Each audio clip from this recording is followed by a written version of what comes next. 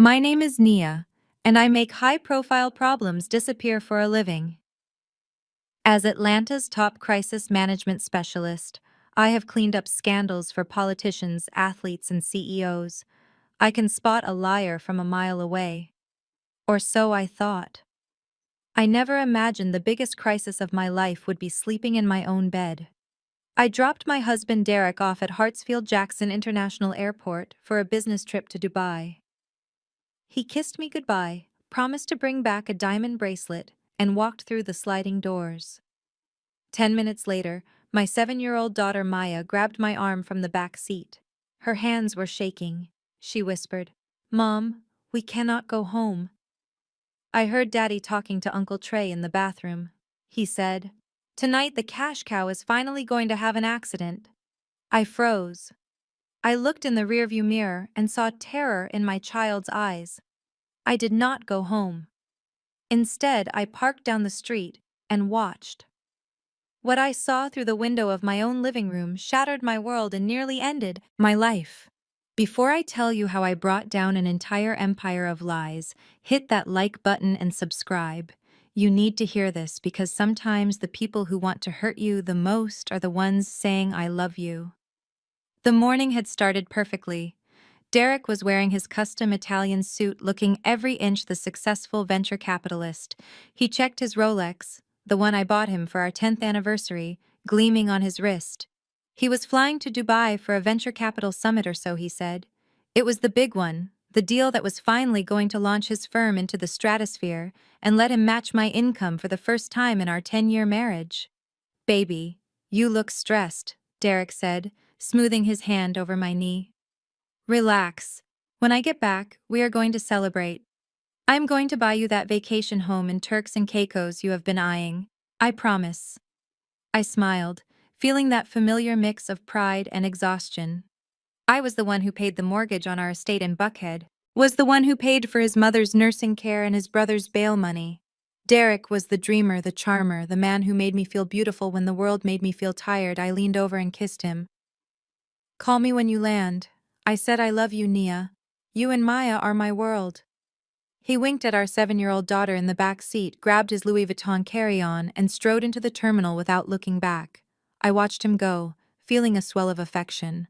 I put the car in drive and merged back into traffic. The silence in the car was heavy. Usually, Maya would be begging for her iPad or singing along to the radio. Today, she was dead silent.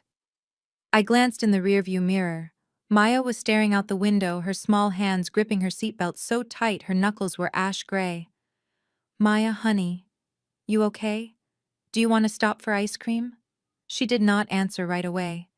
She turned her head slowly, and when her eyes met mine in the mirror, I saw pure, unadulterated terror. "Mom," she whispered. Voice was trembling.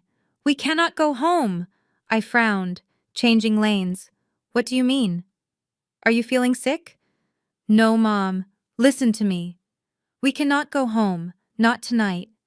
"Why not, baby?" "Because Daddy is not on that plane." I laughed nervously. "Of course he is. We just dropped him off. You saw him walk inside."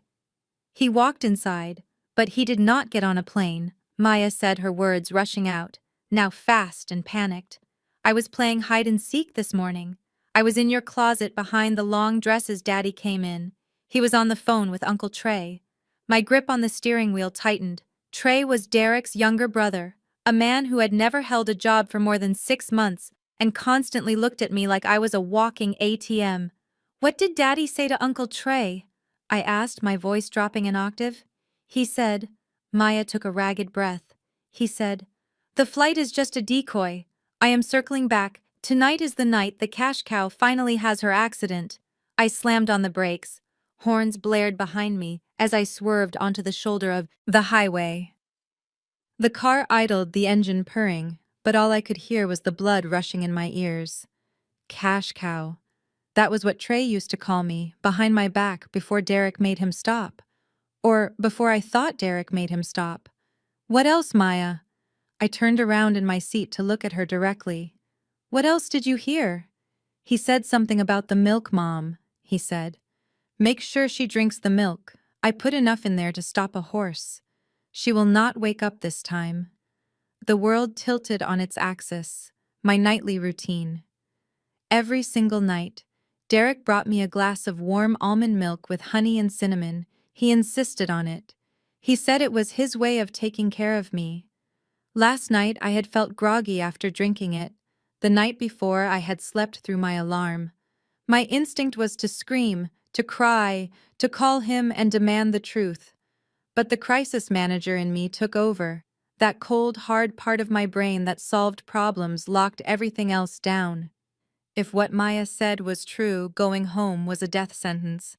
But if I ran without proof, I would just be the crazy wife I needed to see it. I checked the time. It was 5:30 in the evening. Derek's flight was scheduled to depart at 6. Hold on, Maya, I said. We are going to play a game. We are going to play spies. I exited the highway and doubled back toward our neighborhood. I did not drive to our house. Instead, I drove to the street behind ours, a street that offered a view of our backyard and driveway through a thin line of trees. I parked the car under the shade of an old oak tree and killed the engine. We waited. The sun began to set, casting long shadows across the manicured lawns of Buckhead. Mom. I am scared, Maya whispered. I reached back and squeezed her hand. I will not let anything happen to you. I promise. 20 minutes later, a car turned onto our street. It was not Derek's Porsche. It was a black SUV. I knew that car. It belonged to Trey. But Trey was not alone. In the passenger seat was Sarah Trey's wife, my sister-in-law. The woman who sat at my Thanksgiving table, who borrowed my dresses, who cried on my shoulder about her fertility struggles. She was white, petite, with a smile that I always thought was sweet, but now looked predatory. They pulled right into my driveway. Not the guest spot. The main spot. I watched through the trees as Sarah got out. She was not wearing her usual modest cardigan and jeans. She was wearing a red dress that looked painted on, and heels high enough to be a weapon. She walked up to my front door like she owned it. She did not knock. She used a key. I had never given Sarah a key to my house. My heart hammered against my ribs like a trapped bird. I reached into my glove compartment and pulled out a pair of high-powered binoculars I kept for surveillance jobs. I raised them to my eyes. The garage door opened, and there he was. Derek. He was not in Dubai. He was not in the air. He was standing in my garage, holding a glass of scotch. He had changed out of his suit into a silk robe I had bought him last Christmas. Sarah ran to him. She did not hug him like a brother-in-law. She jumped into his arms, wrapping her legs around his waist. Derek caught her laughing and kissed her deep and hard. It was a kiss of familiarity, of ownership. Trey got out of the driver's side, lighting a cigarette. He watched his wife kissing his brother and did not even blink. He just leaned against the car and checked his phone. I felt bile rise in my throat. It was not just an affair. It was a family business. They were all in on it. I adjusted the focus on the binoculars. Derek put Sarah down and slapped her on the bottom. He said something that made them all laugh. I needed to hear it. I reached for my parabolic microphone, a device I used for corporate investigations. I rolled the window down an inch and aimed the dish. The audio crackled, then cleared. Finally gone. Sarah was saying, her voice shrill with excitement. I hated pretending to like her cooking. God, she is so patronizing. She thinks she is the queen of Atlanta. Derek sneered. He took a sip of his scotch. Well, tonight, the queen gets dethroned. Did you bring the paperwork? Got it right here, Trey said, patting a briefcase. Power of attorney. The transfer deeds. Everything. Once the coroner rules it, a heart attack. We move fast. We sell the assets before her family even knows she is cold. Is the milk ready? Sarah asked. Sitting on the counter? Derek replied. I crushed the pills myself. Oxycodone and a muscle relaxant. She will drink it, fall asleep, and her respiratory system will just shut down. Peaceful, painless, and profitable. Trey added, flicking his cigarette butt onto my pristine driveway. Derek walked over to the trash bin at the end of the driveway. He was holding something. I zoomed in. It was our wedding photo. The one that had sat on the entryway table for 10 years. The one taken in Paris where he promised to love and cherish me until death did us part. He looked at the photo for a second, a look of pure disgust on his face. "Goodbye, Nia," he said loud enough for the microphone to pick up. "You were a great investment, but I am cashing out." He threw the frame into the trash can. The glass shattered. The sound echoed in the quiet evening air like a gunshot. Then he turned back to his lovers and accomplices. "Let us go inside. I want to celebrate being a widower before I actually become one." They walked into my house, my sanctuary, the home I had built with my blood, sweat, and tears. The door closed behind them, locking me out of my own life. I lowered the binoculars. My hands were shaking so hard I could barely hold them. I looked back at Maya.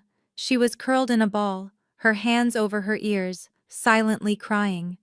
They were not just going to leave me. They were going to kill me. Tonight, I put the car in gear. I did not turn on the headlights.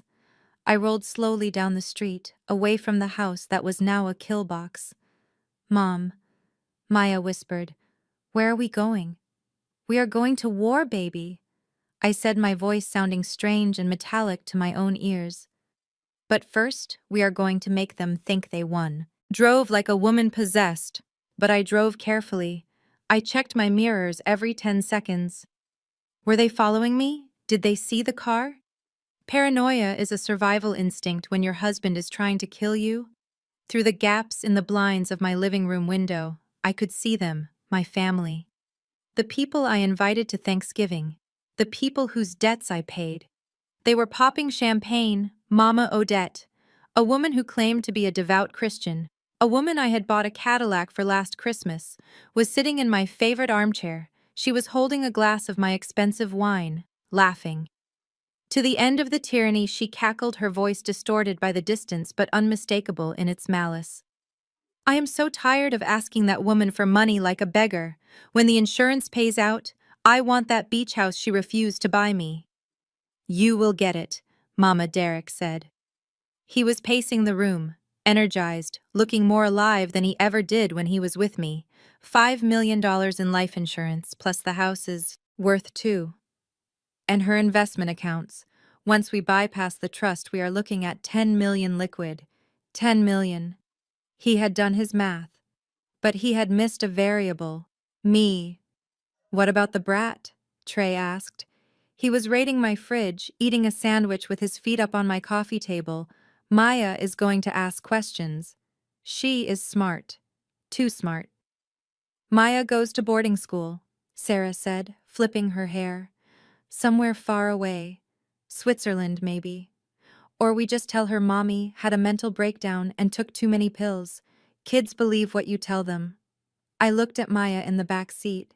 She was curled into a ball, her eyes squeezed shut, humming a song to herself, to block out the world. They were planning to orphan my child and ship her off like luggage. Then came the blow that nearly made me drop the microphone. Sarah walked over to Derek. She took his hand and placed it on her stomach. "Our son is going to grow up in this house," Sarah whispered. "He is going to have everything Trey could not give him. He is going to be a king." I gagged. A physical violent reaction. Sarah was pregnant, and it was not Trey's baby. It was Derek's. Trey watched them. He did not look angry, he looked resigned. "Just make sure I get my 20%. Derek," Trey said, taking a bite of the sandwich. "I do not care who the daddy is. I just need to pay off the bookies before they break my legs." "You promised me $1 million. "You will get your $1 million, Derek said dismissively. "Just make sure the alibi holds. You and Sarah were at the movies tonight." I was in Dubai. Nia was alone, depressed and careless with her medication. "Speaking of medication," Mama Odette said. She stood up and walked to the kitchen island. I adjusted the binoculars. She was holding the carton of almond milk. My special organic almond milk. She pulled a small vial from her purse. It looked like liquid fentanyl or some high-grade sedative. She poured the entire vial into the carton and shook it.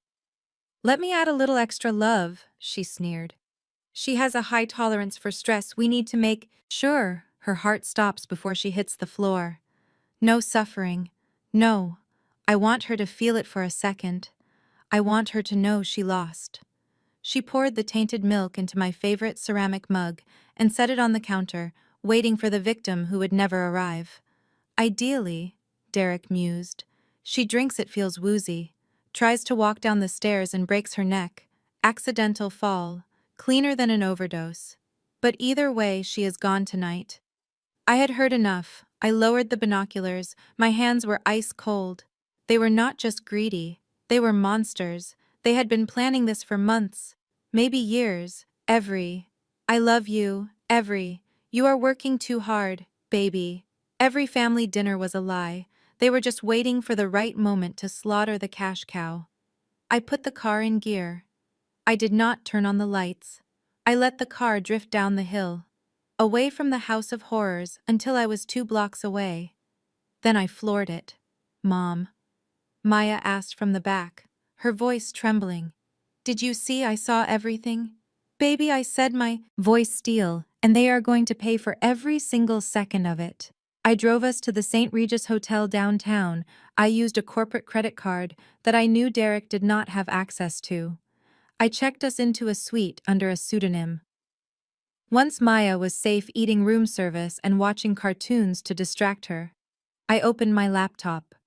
It was time to audit my life. I called my contact, a white hat hacker named Felix, who I kept on retainer for my firm. "Felix, I need you to run a full forensic deep dive on Derek. Everything: bank accounts, hidden emails, GPS history. And check my car." "Give me 20 minutes, boss," Felix said. I sat there staring at the Atlanta skyline, feeling the rage boil, the tears away. I had built this life from nothing. I was a black woman in a world that wanted to see me fail, and I had clawed my way to the top. I had bought that house. I paid for Mama Odette's hip surgery. I paid off Trey's gambling debts 2 years ago because Derek begged me to. The phone rang. It was Felix. "Nia, you need to see this," he said. His voice was serious. "Send it." Files started populating on my screen. The first thing I saw was a bank statement. Derek was not a venture capitalist. He was broke. He had been broke for 2 years. The investments he claimed to be making were fake. He was running a Ponzi scheme using money from new investors to pay off old ones, and the whole thing was collapsing. But that was not the worst part. I saw transfers from Maya's trust fund. He had forged my signature and drained our daughter's future to buy jewelry. Not for me, for Sarah. There were receipts for a condo in Buckhead rented under Sarah's name, paid for by Derek. And then the insurance policy. He had taken out a new $5 million policy on my life 3 months ago. The beneficiary was not Maya. It was him. Felix spoke again. "Nia, I checked your car's diagnostics remotely. The brake lines have been tampered with. The sensors are disabled. If you had driven home on the highway tonight, you would not have been able to stop. They had a backup plan. If the poison did not work, a car accident would." My hands were trembling, not from fear, but from a cold, hard fury. They thought I was a cash cow. They thought I was stupid. I picked up my phone. I needed to test him. I needed to see how far he would go. I sent a text to Derek, "Baby, I am feeling really sick. Dizzy. I think I am going to turn around and come home. I need my special milk and a good night's sleep." I watched the 3 dots appear immediately. He replied, "Oh no, baby. You should definitely go home. I am just landing in Dubai now. But Mama is there. She will take care of you. Drink your milk and sleep. I love you." He was lying to my face digitally. He was standing in my driveway, probably 10 miles away, telling me to go home and die. I texted him back. Almost there, honey. Cannot wait to sleep. Then I turned off my phone. The game was on. They thought they were the predators. They did not realize they had just locked themselves in a cage with a lion. I spent the next hour mapping out their destruction. I was not just going to survive, I was going to leave them with nothing. Not a dime, not a reputation, not a day of freedom. I looked at the bank accounts again. Derek thought he was clever, moving money around. But he was sloppy. He left digital fingerprints everywhere. I started moving funds. I had power of attorney over our joint assets, something he signed years ago when he was pretending to be the doting husband who trusted my financial genius. I drained the joint, checking. I liquidated the stock portfolio he thought he controlled. I transferred everything into a secure trust for Maya in the Cayman Islands. By the time the sun came up, Derek would be penniless, but he would not know it yet. I needed to see the look on his face. I needed to see the moment he realized the cash cow had horns. The next morning I did not go home, I went shopping. I bought a black dress. Not for a funeral, for a show. I called my publicist. Get the press ready, I said. I have the scandal of the decade, and it starts. At my house in 1 hour, I grabbed Maya's hand. Come on, baby. We are going to go watch a show. We got in the car. It was time for the grand finale. I pulled the car up to the wrought iron gates of my estate. The house looked exactly as I had left it this morning. Majestic, imposing, and lit up like a fortress against the dark Atlanta sky. To anyone driving past, it was just another multi-million-dollar mansion in Buckhead, a symbol of Black excellence and success. To me, it was a crime scene waiting to happen. I was not alone. In the back seat sat Maya, clutching her iPad with white knuckles. Flanking me in the front and back were two men who looked like linebackers in bespoke suits. I had introduced them to the gate security as senior partners from my firm concerned about my sudden illness. In reality, they were private security contractors named Bishop and Tyrell. I paid them $5,000 for the night with a simple instruction. Do not let me out of your sight, and if my husband tries to get me alone, stop him. I took a deep breath and checked my reflection in the rearview mirror. I had rubbed off my lipstick and messed up my hair to look disheveled. I practiced my shallow breathing. I needed to look like a woman on the verge of collapse, not a woman on the verge of war. We parked. Bishop opened my door and helped me out, his grip firm on my elbow. Tyrell carried Maya. We walked to the front door. I didn't use my key. I rang the bell. I wanted them to know I was here, but I wanted them to come to me. The door swung open instantly. Derek stood there. He had changed out of the suit I saw him in earlier.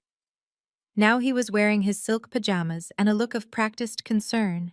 He must have rehearsed this moment in the mirror while I was at the hotel. He looked frantic, his eyes wide, sweat glistening on his forehead. Nia, baby, thank God you are home, he exclaimed, reaching for me. I turned the plane around as soon as you texted. I was so worried. I have been pacing the floor for hours. He reached out to pull me into the house, to pull me into his web, but he stopped short when he saw Bishop standing next to me, a wall of muscle blocking his path. Derek blinked, his smile faltering for a fraction of a second. Who are these gentlemen?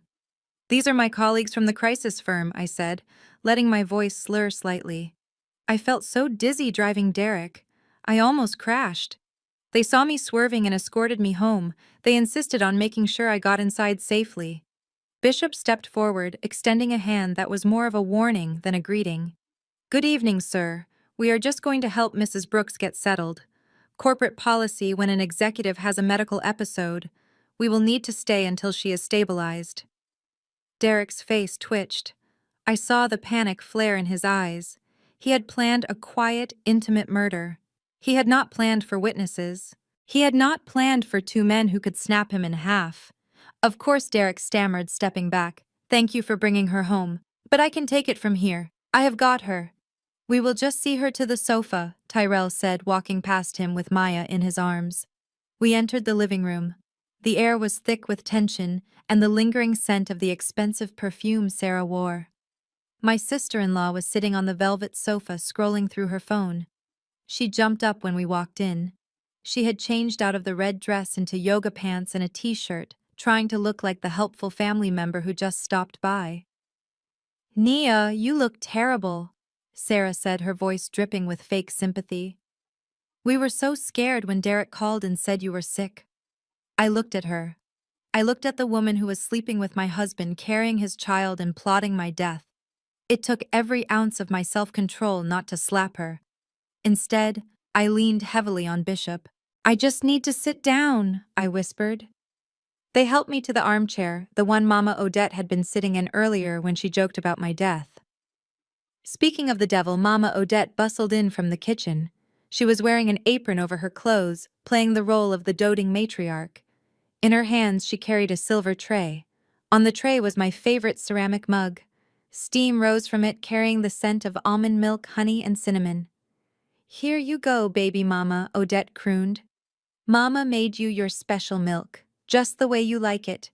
Drink this and it will settle your stomach. It will help you sleep." I looked at the mug. It was the weapon. It was the bullet they were trying to fire into my heart. "Thank you, Mama," I said, my hands trembling as I took the mug. "You are always so good to me." "Drink it while it is hot," Derek urged, hovering over me. "You need the rest, Nia. You have been working too hard. That is why you are sick. Stress is a silent killer." He was practically drooling with anticipation. He wanted me to drink it right there. He wanted to watch the light go out in my eyes. I lifted the mug to my lips. I saw them all lean in. Derek, Sarah, Mama Odette. They held their breath. Then I let out a small gasp and clutched my head with my free hand. "Oh, my head," I moaned. "The room is spinning."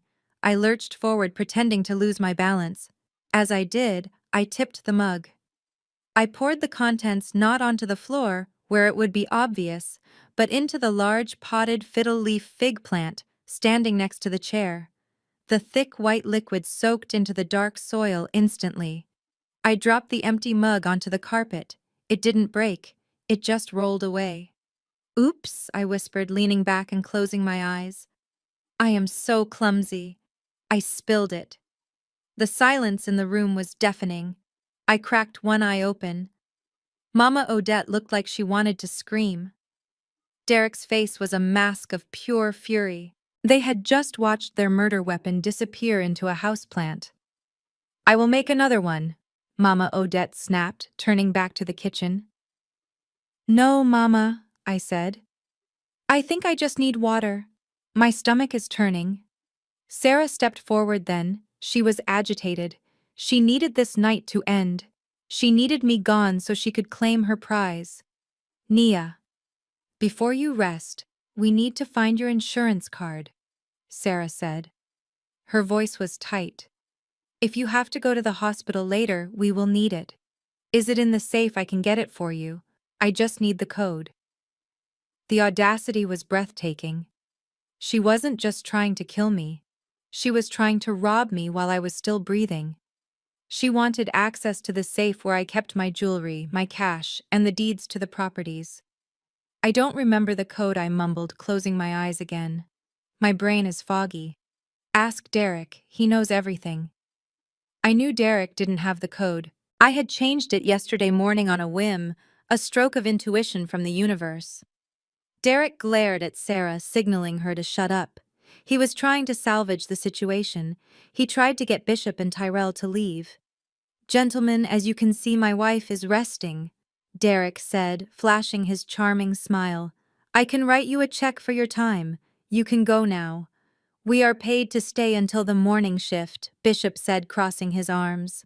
"Mrs. Brooks signed the contract. We don't leave until she discharges us." Derek ran a hand over his face. He was trapped. He couldn't kill me with witnesses. He couldn't force me to drink more poison without looking suspicious. And then I heard the sound of clicking claws on the hardwood floor. Bentley, our golden doodle. He was the sweetest dog in the world, a fluffy ball of love that I had rescued 3 years ago.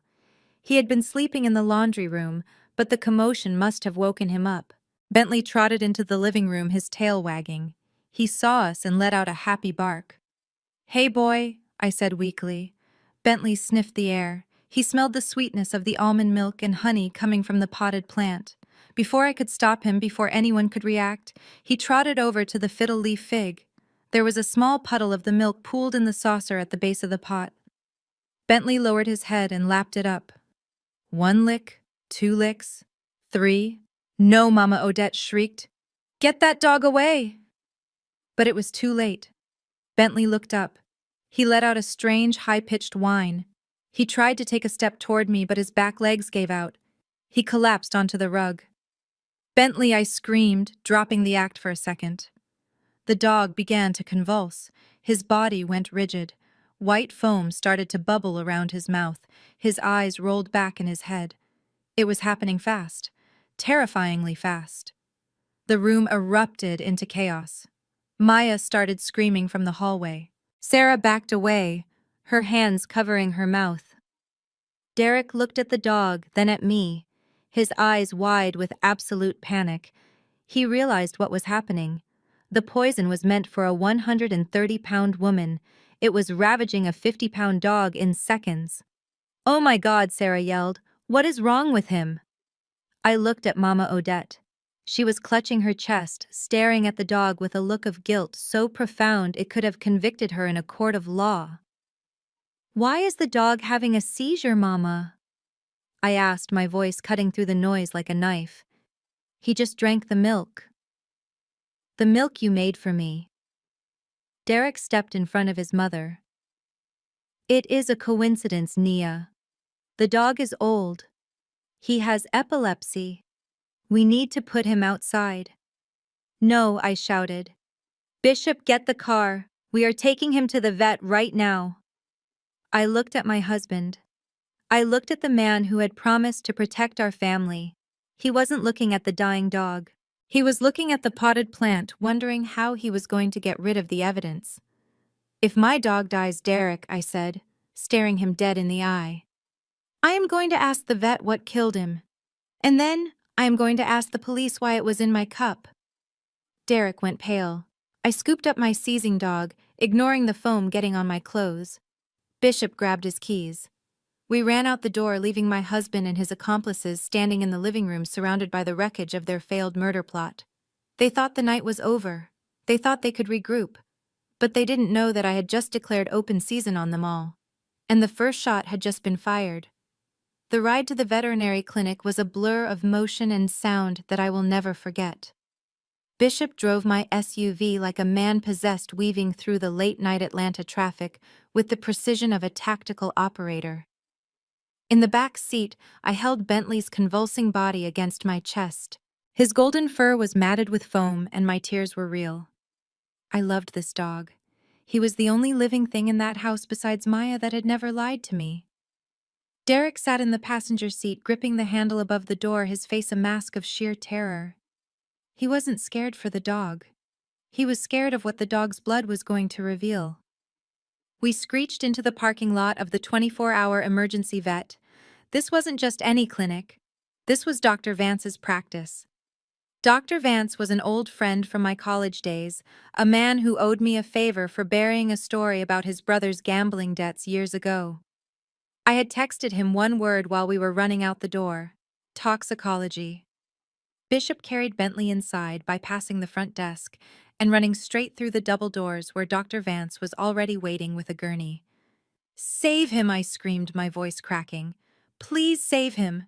Derek tried to hold me back, his hands clammy on my shoulders. "Nia, calm down. It is just a seizure. Old dogs get sick. Do not make a scene." I spun around and shoved him off me. "Do not touch me. He was fine 5 minutes ago. He was perfectly healthy until he drank that milk." Mama Odette and Sarah stumbled through the clinic doors a moment later, having followed us in Trey's car. They looked out of place under the harsh fluorescent lights of the waiting room. Sarah was still wearing her yoga pants, but she had thrown a mink coat over them, looking like a disheveled socialite. Mama Odette was clutching her purse to her chest, her eyes darting around the room like a trapped animal. We waited. The silence in the waiting room was heavy, suffocating. I paced the floor, hugging my arms around myself, letting the fake sobs rack my body. I needed them to think I was breaking down. I needed them to think I was a hysterical, grieving woman, not a shark circling its prey. Derek sat with his head in his hands. Sarah was chewing on her thumbnail, ruining her expensive manicure. Mama Odette was muttering a prayer which was rich, coming from a woman who had just tried to commit murder. 20 minutes later, Dr. Vance came out. He looked grim. He wasn't looking at Derek. He was looking straight at me. He gave me a barely perceptible nod. "He is stable," Dr. Vance said. "We pumped his stomach and got him on an IV drip. He is going to make it." I let out a breath I didn't know I was holding. Thank God. But Dr. Vance continued, his voice hardening.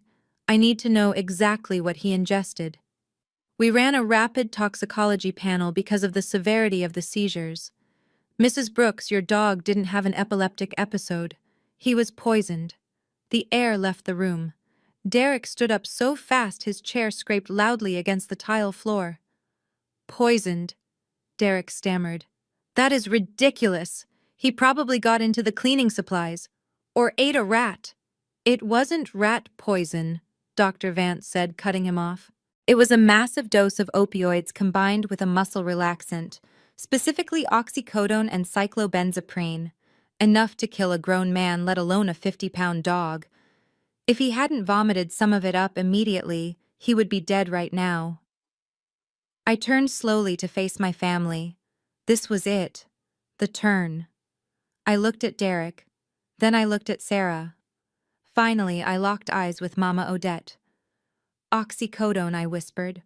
"Muscle relaxers." I took a step toward my mother-in-law. She shrank back against the wall of the waiting room. "Mama," I said, my voice rising with every word. "That milk. That was the milk you made for me. You brought it to me in my favorite mug. You told me to drink it all." Mama Odette's mouth opened and closed like a fish. I don't know what you are talking about. I just put honey in it. Maybe the sugar was bad." "Sugar doesn't cause opioid overdoses, Mama," I screamed. People in the waiting room were staring. The receptionist had stopped typing. I wanted them to stare. I wanted witnesses. "Bentley drank the milk meant for me," I said, pointing a shaking finger at her. "If I had drunk that, I would be dead." "You tried to kill me." "No," Derek shouted, stepping between us. "Nia, stop it. You are hysterical. Mama takes those pills for her back pain. She must have spilled them. It was an accident. She was preparing the milk on the counter where her pill organizer was. A couple must have fallen in." "Fallen in?" I laughed. It was a wild, unhinged sound. "A couple of pills fell into a carton of milk, dissolved instantly, and she didn't notice." "Do you think I am stupid, Derek?" "It was a mistake," Sarah chimed in, her voice shrill. "Mama is old. Her eyesight is bad. She didn't mean to hurt you, Nia. We love you." I looked at them. The three of them standing there, united in their lies. They were pathetic. I wiped the tears from my face. I stood up straight. I dropped the act of the grieving pet owner and let them see the CEO. "You know what I said?" My voice suddenly calm. Terrifyingly calm. "It is a good thing I didn't drink it. And not just because I want to live." "What do you mean?" Derek asked, sweat dripping down his temple. "I mean, it is a good thing I didn't die tonight, because if I had, you would all be on the street by morning." They frowned, confused. "I had a meeting with my estate lawyer this morning." I lied. It was a beautiful lie. I told him I was worried about the market volatility. I told him I wanted to restructure my assets. We signed a new clause in my will. Derek went pale. "What clause?" "The investigation clause," I said. "If I die under suspicious circumstances, or if I die suddenly without a long-term illness, all of my assets, the house, the accounts, the insurance, everything are immediately frozen. They go into a blind trust held by the state. My lawyer has instructions to hire independent forensic investigators to look into my death. The funds don't release to anyone until the investigation clears my family of any involvement. It could take years." decades even. I watched the blood drain from Sarah's face. Mama Odette looked like she was going to faint for real this time. So you see, I continued stepping closer to Derek until I was inches from his face. If I had drunk that milk tonight and my heart had stopped, you wouldn't have gotten $5 million. You would have gotten a federal investigation and a frozen bank account. You would have been broke and in handcuffs before my funeral. Derek looked like he was going to be sick. He realized how close he had come to destroying himself. I am going to take my dog home when he is released, I said. And then I am going to sleep in a hotel. Because frankly, I don't feel safe in my own house with people who are so careless with their medication. I turned my back on them and walked over to the receptionist to pay the bill. Derek didn't follow me. He couldn't. He was paralyzed. I watched him in the reflection of the glass door. He pulled his phone out of his pocket. He walked to the far corner of the waiting room, turning his back to his mother and Sarah. I knew who he was calling. He was calling the cleaner, the fixer, the dirty lawyer he used to wash his money. I tapped my earpiece, activating the bug I had slipped into his jacket pocket when he hugged me earlier that evening. His voice came through clear and desperate. Change of plans, he whispered into his phone. The accident is off. We can't touch her. She has a failsafe in the will. If she dies, we get nothing. We get investigated. He paused, listening to the person on the other end. No, I can't just leave her. I need the money. The Ponzi scheme is imploding. I have creditors coming for my head. I need her assets. He looked over his shoulder at me. I was signing the credit card receipt, pretending not to notice him. We have to pivot, Derek hissed. We can't kill her. We have to break her. I need power of attorney while she is still alive. We need to make her incompetent. We need to make her look crazy. He took a deep breath. Get the doctor ready. The one on your payroll. We are going to gaslight her until she doesn't know what day it is. We are going to have her committed. If she is declared mentally unstable, I get control of the estate as her legal guardian. He hung up the phone and turned around. He put a smile on his face. A sick, loving smile. He walked toward me, arms open. Nia, baby. I am so sorry, he said. Let's just go home and talk. I smiled back, but behind my teeth I was sharpening my knives. He wanted to make me crazy. He had no idea. I was already driving the bus. I walked back into my house knowing it was no longer a home, but a stage for the elaborate theater of cruelty my family had designed just for me. For 3 days I let them play their games. I let them think they were breaking me down piece by piece while I recorded every single second of it in high definition. They thought I was crying in the bathroom because I was losing my mind, but I was actually adjusting the tiny, high-tech contact lenses Felix had procured for me. These weren't just corrective lenses, they were military-grade recording devices that captured everything I saw, transmitting the footage directly to a secure cloud server. I was a walking surveillance state, and they were the unsuspecting stars of their own criminal trial. The campaign started small, just like the textbooks on psychological abuse described. I would place my car keys on the kitchen island and turn my back to pour a glass of water. When I turned around, the keys would be gone. I would search frantically, tearing through my purse and checking the floor while Derek watched me with a look of practiced concern. He would eventually find them in the freezer or inside a vase of flowers and shake his head sadly, saying, Nia, baby, you are forgetting things again. You are so stressed out that you are doing things without even realizing it. I would apologize and act confused, letting my lip tremble just enough to sell the performance. Then the furniture started moving. I would wake up and the heavy oak dresser in our bedroom would be shifted 3 inches to the left. Just enough to be noticeable, but subtle enough to make me question my memory. The paintings in the hallway were swapped. The photos on the mantel were rearranged. When I asked about it, Derek and Mama Odette would look at each other with significant glances and tell me that nothing had moved. They would tell me I was imagining things. They would ask if I had taken my medication even though I wasn't on any medication. They were trying to manufacture a history of instability. The nights were the worst. I feigned deep sleep, breathing rhythmically while keeping my eyes just barely open. Sarah would creep into the room like a phantom. She would stand over my side of the bed, her face inches from mine, and whisper things into the darkness. She would say, "You are crazy, Nia. You are losing your mind. Nobody believes you. You are going to die alone in a padded room." It was chilling and vile, but I captured it all. Every whisper, every smirk, every intrusion. My contact lenses recorded her face in the low light, proving she was the architect of my nightmares, not a figment of my imagination. By the fourth day, they decided it was time for the next phase. Derek came home early from his fake office and told me he had called a specialist. He said he was worried about my episodes and my paranoia. He said he found a renowned psychiatrist who was willing to make a house call because of our high-profile status. I knew exactly who walked through the door 10 minutes later. It wasn't a renowned psychiatrist. It was Marcus, horrible Marcus, who Derek played poker with on Thursday nights. He had shaved his beard and put on a pair of wire-rimmed glasses, but I recognized the way he walked and the smell of stale cigars that clung to his cheap suit. Dr. Marcus sat across from me in the living room, holding a notepad and looking grave. Derek sat next to me, holding my hand so tight it hurt. Mama Odette and Sarah hovered in the doorway, wringing their hands like concerned relatives. The fake doctor asked me questions that were designed to trap me. He asked if I heard voices.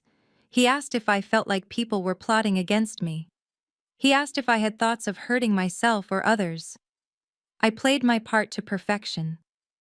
I let my eyes dart around the room. I stammered. I cried. I told him I didn't know what was real anymore. I told him the house was changing and things were moving on their own.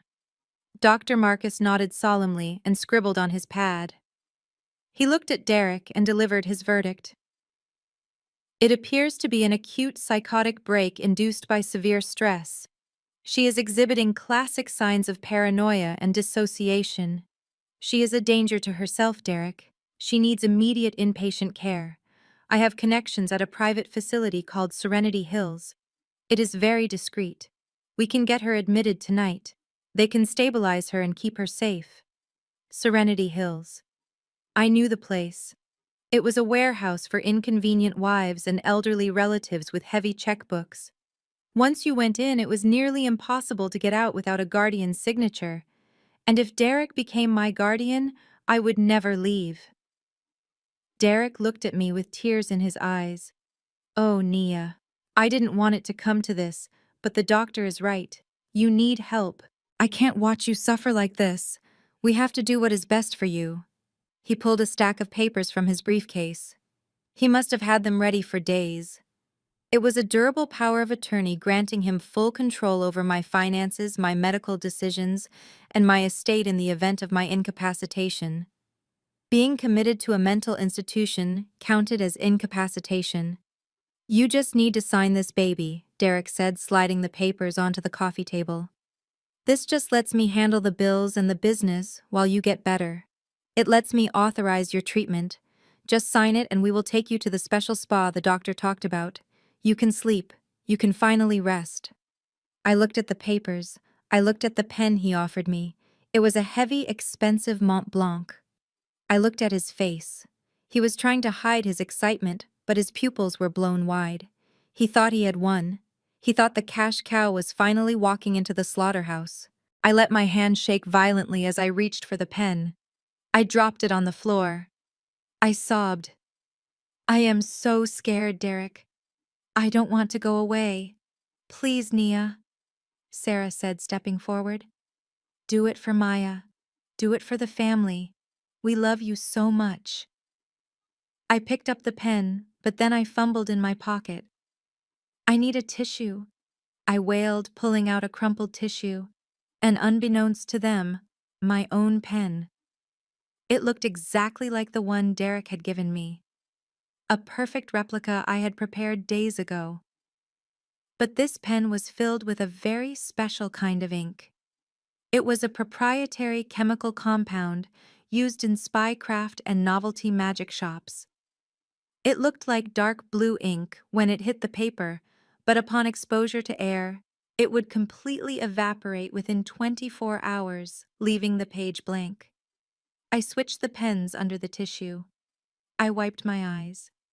I looked at Derek with total surrender. "Okay," I whispered. "I trust you, Derek. You are my husband. You know what is best." I leaned over the table. I pressed the pen to the paper. I signed my name, Nia Brooks, in big looping letters on the signature line. I dated it. I initialed every page. Derek watched the ink flow. He saw my name. He saw the legal binding of his victory. He let out a breath that sounded like a hiss of steam.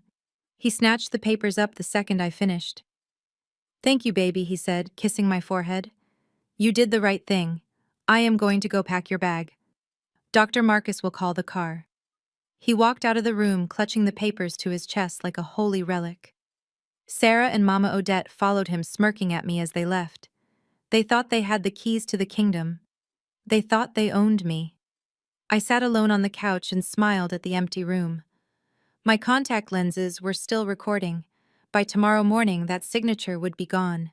The document would be a blank piece of paper with notary stamps and nothing else. When they tried to use it to access my accounts or admit me to the facility, it would be worthless. They would look like fools. They would look like frauds.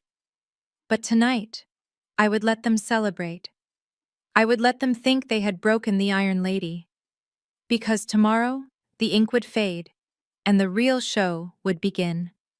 I closed my eyes and waited for my ride to the asylum, knowing I would never make it through the front gates.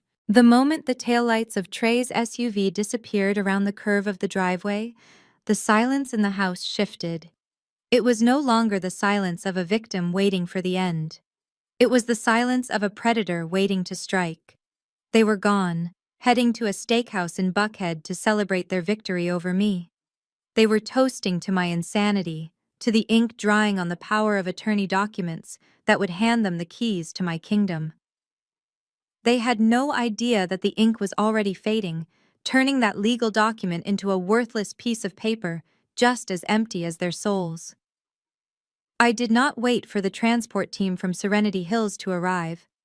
Bishop and Tyrell were still parked down the street, watching the house like hawks. I signaled them to intercept the van when it arrived. I told them to pay the drivers off. Tell them Mrs. Brooks had made a miraculous recovery, and send them away with a non-disclosure agreement signed and sealed. I had bigger fish to fry tonight. I changed out of my pajamas into black tactical gear fitting for a midnight raid. I grabbed my laptop, a pair of latex gloves, and the master keyring I had swiped from Derek's jacket pocket while he was hugging me goodbye at the airport. It felt like a lifetime ago, but it had only been 36 hours since I dropped him off. The man had so many secrets. He needed a warehouse to keep them in, and I knew exactly where that warehouse was. Derek claimed his venture capital firm operated out of a high-rise in Midtown, filled with glass walls and modern art. He had taken me there once, shown me a floor of busy analysts and ringing phones. It was a beautiful set, a WeWork space rented for the day to impress me. The real operation, the place where he cooked the books and buried the bodies, was a small, nondescript office in an industrial park off the highway. I had tracked his GPS there a dozen times over the last year, assuming he was meeting with low-level contractors. I was wrong. It was his war room. I drove there in the dark, my headlights cutting through the fog. The office park was deserted. I parked around the back near the dumpsters, avoiding the main security camera. I knew exactly where the blind spots were. Felix, my hacker, had mapped the grid for me hours ago. I walked up to the rear service door. My hands were steady as I tried the keys. One didn't work. The second one stuck. The third one turned with a satisfying click. I slipped inside and locked the door behind me. The air smelled of stale coffee and desperation. It was a single windowless room piled high with file boxes. The walls were covered in whiteboards scribbled with names and numbers. It looked less like an investment firm and more like the lair of a conspiracy theorist. I put on my gloves and went to work. I wasn't looking for money. I knew there wasn't any. I was looking for leverage. I was looking for the noose. I sat at his desk and booted up his desktop computer. It was password protected, of course. But Derek was arrogant and lazy. He used the same password for everything. The date of his biggest triumph, our wedding day. I typed in the numbers and the screen unlocked, revealing the digital graveyard of our marriage. I plugged in a high-speed external hard drive and started copying everything. But while the progress bar crawled across the screen, I started opening the physical files on his desk. The first folder I opened made my blood run cold. It wasn't just bad investments. It was a Ponzi scheme of massive proportions. Derek wasn't investing money. He was shuffling it, robbing Peter to pay Paul and skimming the top for himself. I ran my finger down the list of investors' names. This wasn't just corporate money. There were names I recognized from the community. Reverend Taylor from the megachurch down the street. Derek had taken the church building fund. $500,000 gone. Mrs. Higgins, the elderly widow who ran the local bakery. He had taken her retirement savings. But then I saw the names that made my breath hitch: the Russo brothers. The cartel-connected construction magnates who paved half of Atlanta.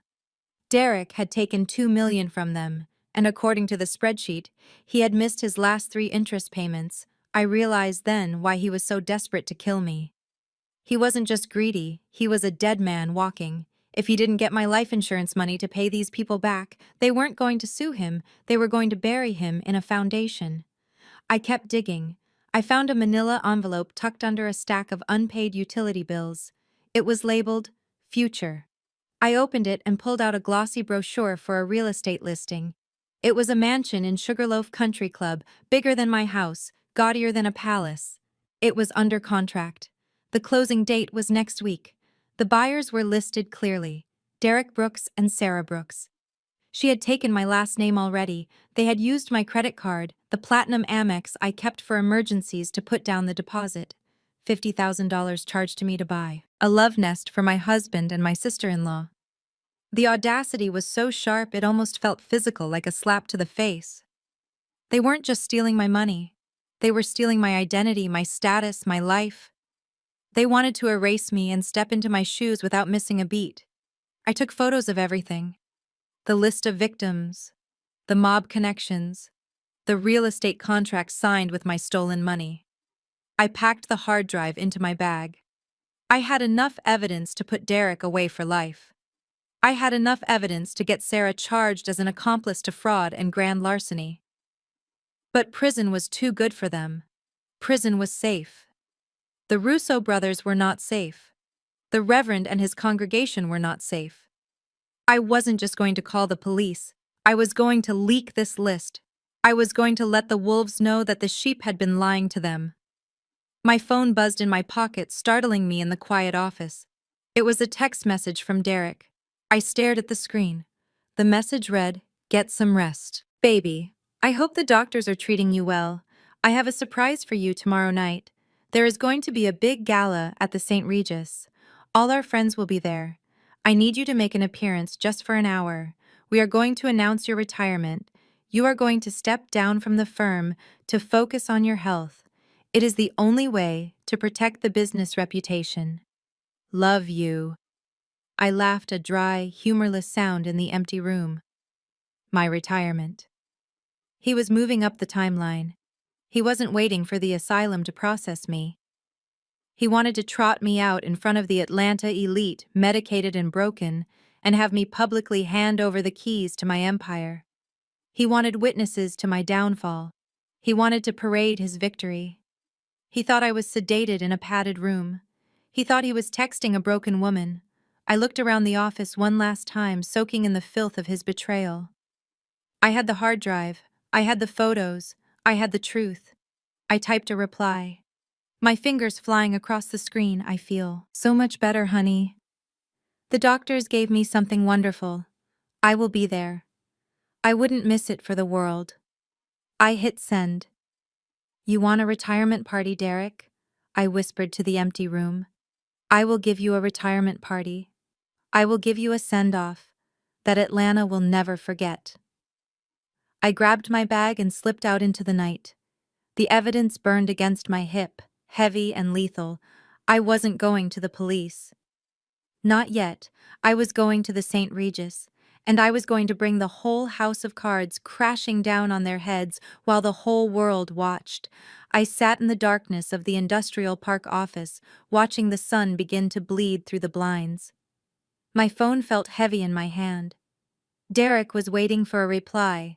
He wanted a puppet to parade on stage, and I was going to give him the performance of a lifetime. I dialed his number. He answered on the first ring, his voice dripping with that fake concern that made my skin crawl. "Naya, baby, are you okay? Did you get my text?" I took a breath, channeling every ounce of exhaustion and defeat I could muster. I lowered my voice to a raspy whisper. "I got it, Derek. You are right. I am tired. I can't do this anymore. The doctors gave me something strong, and for the first time in years, I just want to let go." I could hear the smile in his voice when he responded. "That is good, baby. Just let go. I will take care of everything. You just need to show up and wave." "No, Derek," I said, letting a hint of ego creep into my voice. "I don't want to just wave. If I am stepping down, I want to do it with dignity. I want a legacy. Invite everyone. The board, the investors, the press. I want the cover of Atlanta Business Chronicle. I want them to see that I am handing the empire to you because I trust you, not because I am weak." There was a pause and then a laugh. A greedy, triumphant laugh. "Of course, Nia. You deserve a send-off fit for a queen. I will make the calls. It is going to be the event of the season." He hung up, thinking he had manipulated me into my own funeral. He didn't realize I had just convinced him to invite the audience to his execution. I left the office and drove straight to the Mandarin Oriental. I didn't go there to sleep. I went there to prepare for war. I booked the presidential suite and called in my glam squad. This wasn't vanity, it was armor. If I was going to destroy my husband, I was going to look flawless doing it. While the esthetician applied a diamond dust mask to my face, I opened my laptop. I had access to the digital guest list Derek was building in real time. I watched the names populate. He was inviting the cream of Atlanta society, politicians, tech moguls, the people whose opinions mattered. He wanted them to witness his ascension. I opened a separate incognito window. It was time to send out my own invitations. First, I contacted Special Agent Miller at the FBI. I had met him years ago during a consulting gig. He was a good man who hated white-collar criminals. I sent him a secure email with a single attachment. The contents of the hard drive I had stolen from Derek's office. The Ponzi scheme. The money laundering. The ties to the mob. I added a note. "The suspect will be at the St. Regis Ballroom tonight at 8 o'clock. He will be on stage. Wear a tuxedo." Next, I went down the list of Derek's victims, the people he had defrauded. I didn't invite the men. Men would cause a scene in the lobby. I invited their wives, Mrs. Russo, Mrs. Taylor, the women who ran the social circles, the women who whispered. I sent them personal messages from my private email. "You need to be at the St. Regis tonight. You need to see where your husband's money really went." They would come. Curiosity was a powerful motivator, and fury was even stronger. Then I played my wild card, Sarah, my sweet, treacherous sister-in-law. She played the role of the innocent Southern belle perfectly, but I knew her background. Her parents were old money conservatives from Savannah, Mr. and Mrs. Whitley. They hated Derek. They thought he was trash. They had cut Sarah off when she married Trey, but they still cared about their reputation. I found their number. I texted Mrs. Whitley. "I have evidence that your daughter is in grave danger and involved in a major criminal investigation. If you want to save her from federal prison, you need to come to the St. Regis tonight. Do not tell her you are coming." Sent. The trap was set. The guest list was a powder keg, and Derek was about to light the match. I spent the afternoon transforming. I slept for 4 hours, the deep, dreamless sleep of a woman who knows exactly what she has to do. When I woke up, I ate a steak. rare. I needed the blood. My stylist arrived with the dress. It wasn't the modest beige suit Derek had suggested I wear to look frail and retiring. It was a black Givenchy gown, floor-length, with a slit up the thigh and a neckline that plunged deep. It was a dress for a widow who killed her husband, not a wife mourning her career. I sat in the chair while the makeup artist contoured my face. She hid the shadows under my eyes. She painted my lips a deep crimson. When she was done, the tired, sick woman who had checked into the hospital was gone. In her place was a predator. I walked over to the safe in the hotel room. I had emptied my home safe days ago before they even started their gaslighting campaign. I took out the velvet box. Inside was the necklace, the pièce de résistance. It was a diamond choker featuring a 20-carat center stone. Derek had bought it for me 5 years ago, or rather, he had used my credit card to buy it for me to show off to his friends. He had asked me about it last week. He wanted to know where it was. He probably wanted to give it to Sarah or sell it to pay off the Russians. I had told him it was in the bank vault. I clasped the cold metal around my neck. The diamonds caught the light blazing like captured stars. Derek would see them. He would think they were paste. He would think I was wearing a replica to save face. He underestimated everything about me. He thought I was soft. He thought I was stupid. He thought I was done. I stood in front of the full-length mirror. The black dress hugged my curves like a second skin. My hair was sleek and straight, falling down my back like a curtain of ink. My eyes were clear and hard. I looked at the woman in the reflection. She wasn't Nia the wife. She wasn't Nia the mother. She wasn't Nia the victim. She was the reckoning. My phone buzzed. It was a text from Bishop, my head of security. "We are in position, Mrs. Brooks. The room is secured. The exits are covered. The FBI is in the kitchen. The projector is linked to your phone. We are ready when you are." I picked up my clutch. I checked the time. 7:30. The guests would be arriving. Derek would be shaking hands, acting the part of the concerned husband, taking over the burden of the business. Sarah would be by his side, pretending to be the supportive sister-in-law, while secretly gloating that she was the new mistress of the manor. Mama Odette would be there, probably wearing one of my hats, thinking she had finally won the lottery. They were drinking my champagne. They were standing on my stage. I looked at myself one last time. I bared my teeth in a smile that didn't reach my eyes. "Showtime," I whispered to the empty room. I walked out of the suite, my heels clicking on the marble floor like the ticking of a bomb. I took the elevator down to the lobby where the limousine was waiting. I didn't look back. There was nothing behind me worth saving. Everything I wanted was waiting for me in that ballroom. My freedom, my daughter's future, and the look on Derek's face when he realized that the cash cow had come to collect. The limousine pulled up to the entrance of the St. Regis in Buckhead, gliding like a black shark through a sea of valets and paparazzi.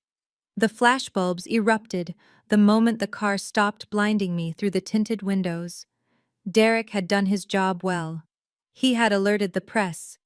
He wanted the world to see his coronation. He wanted to make sure that once I stepped down publicly, there would be no taking it back. I took a deep breath, smoothing the silk of my black Givenchy gown over my thighs. My heart was beating a slow, steady rhythm against my ribs. It wasn't the frantic flutter of fear anymore. It was the heavy thud of a war drum. The driver opened the door and I stepped out onto the red carpet. The night air was cool, but the heat coming off the crowd was palpable.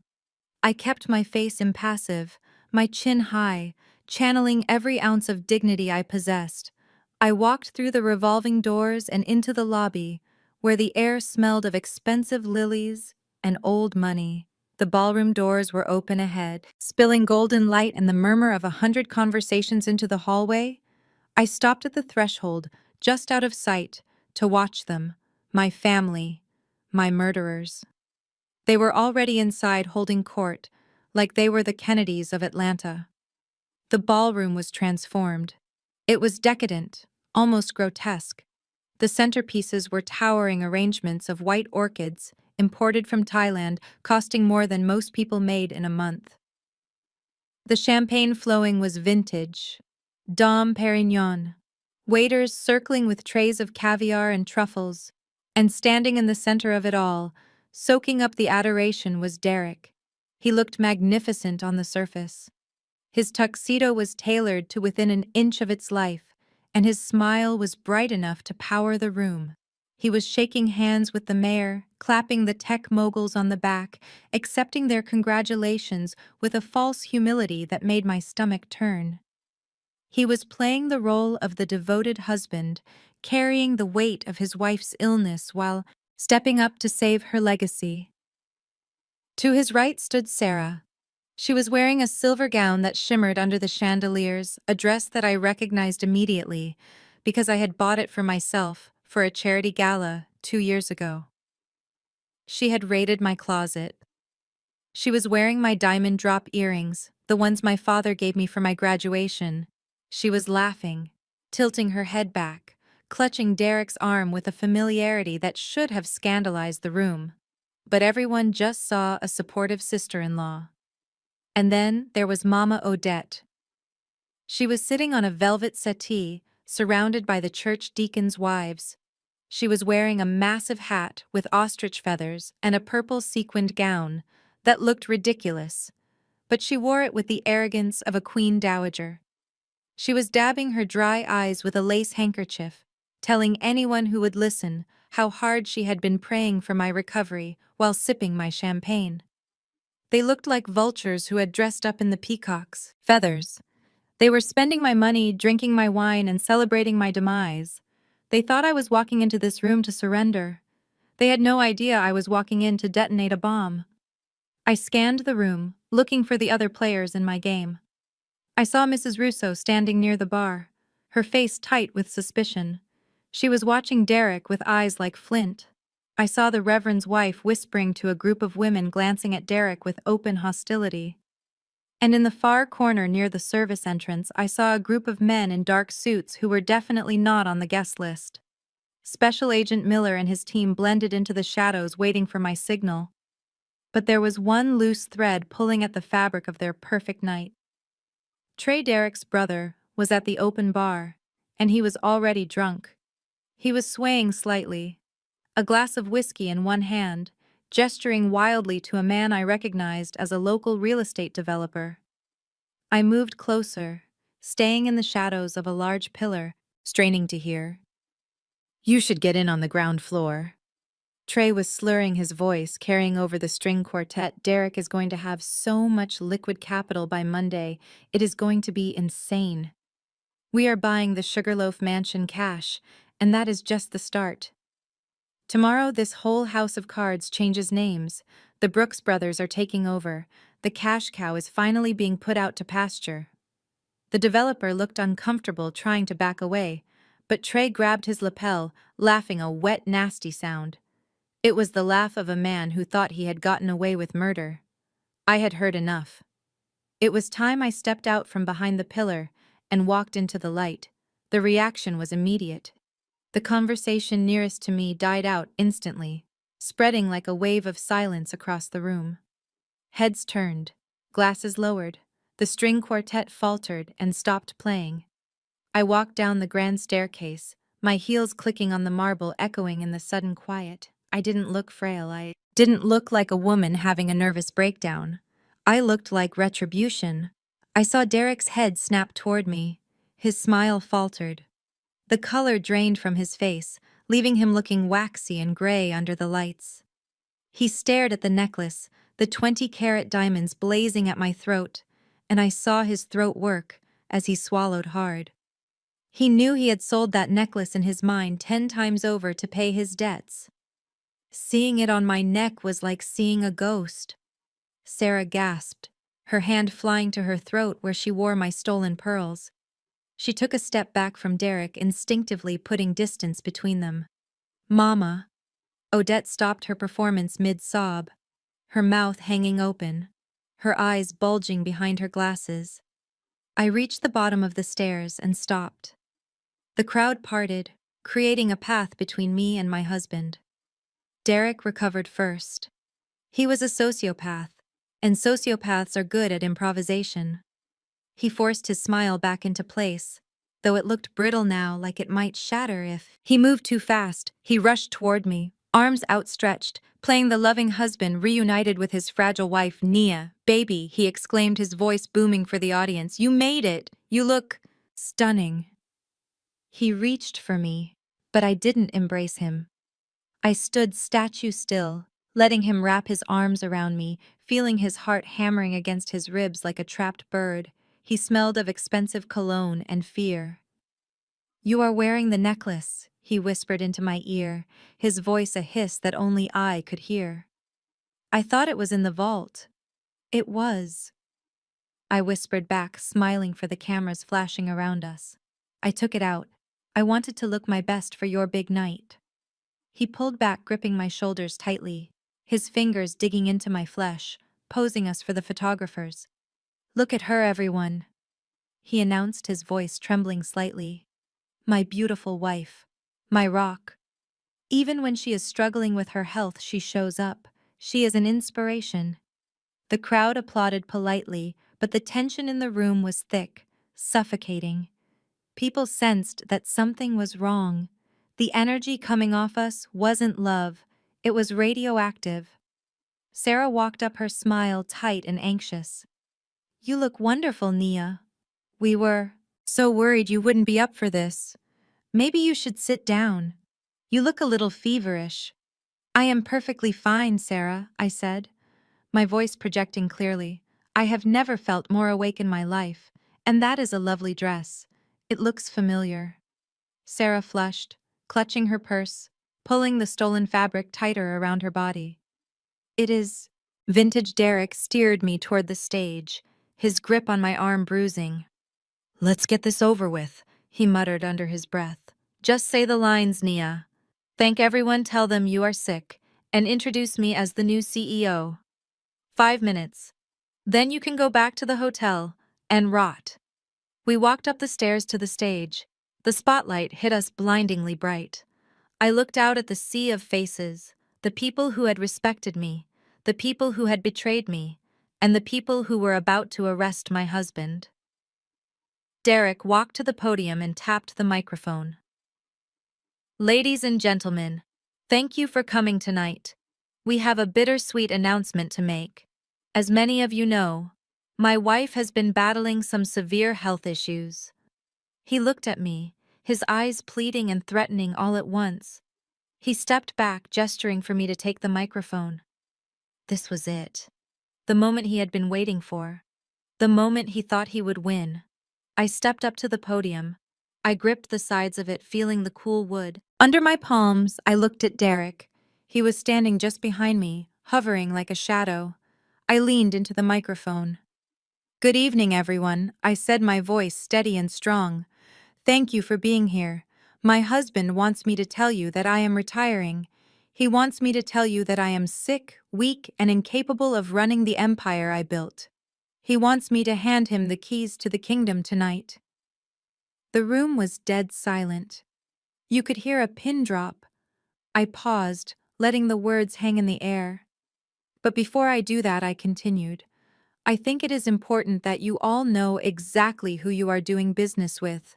I think you should know the man standing behind me." Derek stepped forward quickly, his hand clamping onto my arm again, hard, painful.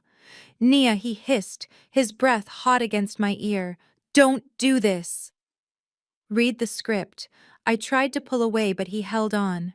He wasn't smiling anymore. His face was contorted into a mask of pure malice. "Read the script, Nia," he whispered, his voice a venomous snake sliding into my brain. "Or so help me. God, you will never see Maya again." I froze. "She is not at the hotel," he said, smiling at the crowd while he threatened my life. "She is with a friend of mine.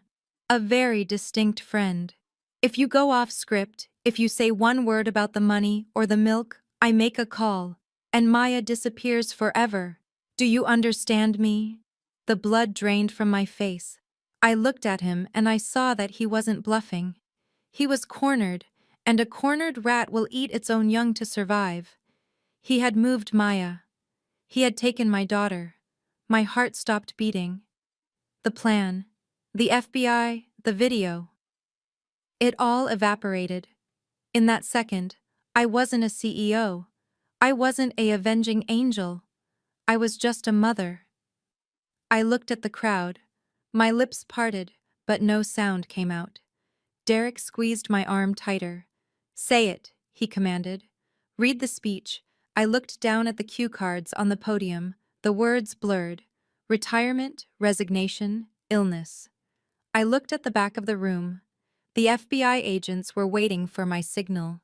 The video technician was waiting for my cue, but I couldn't give it, not with Maya in danger.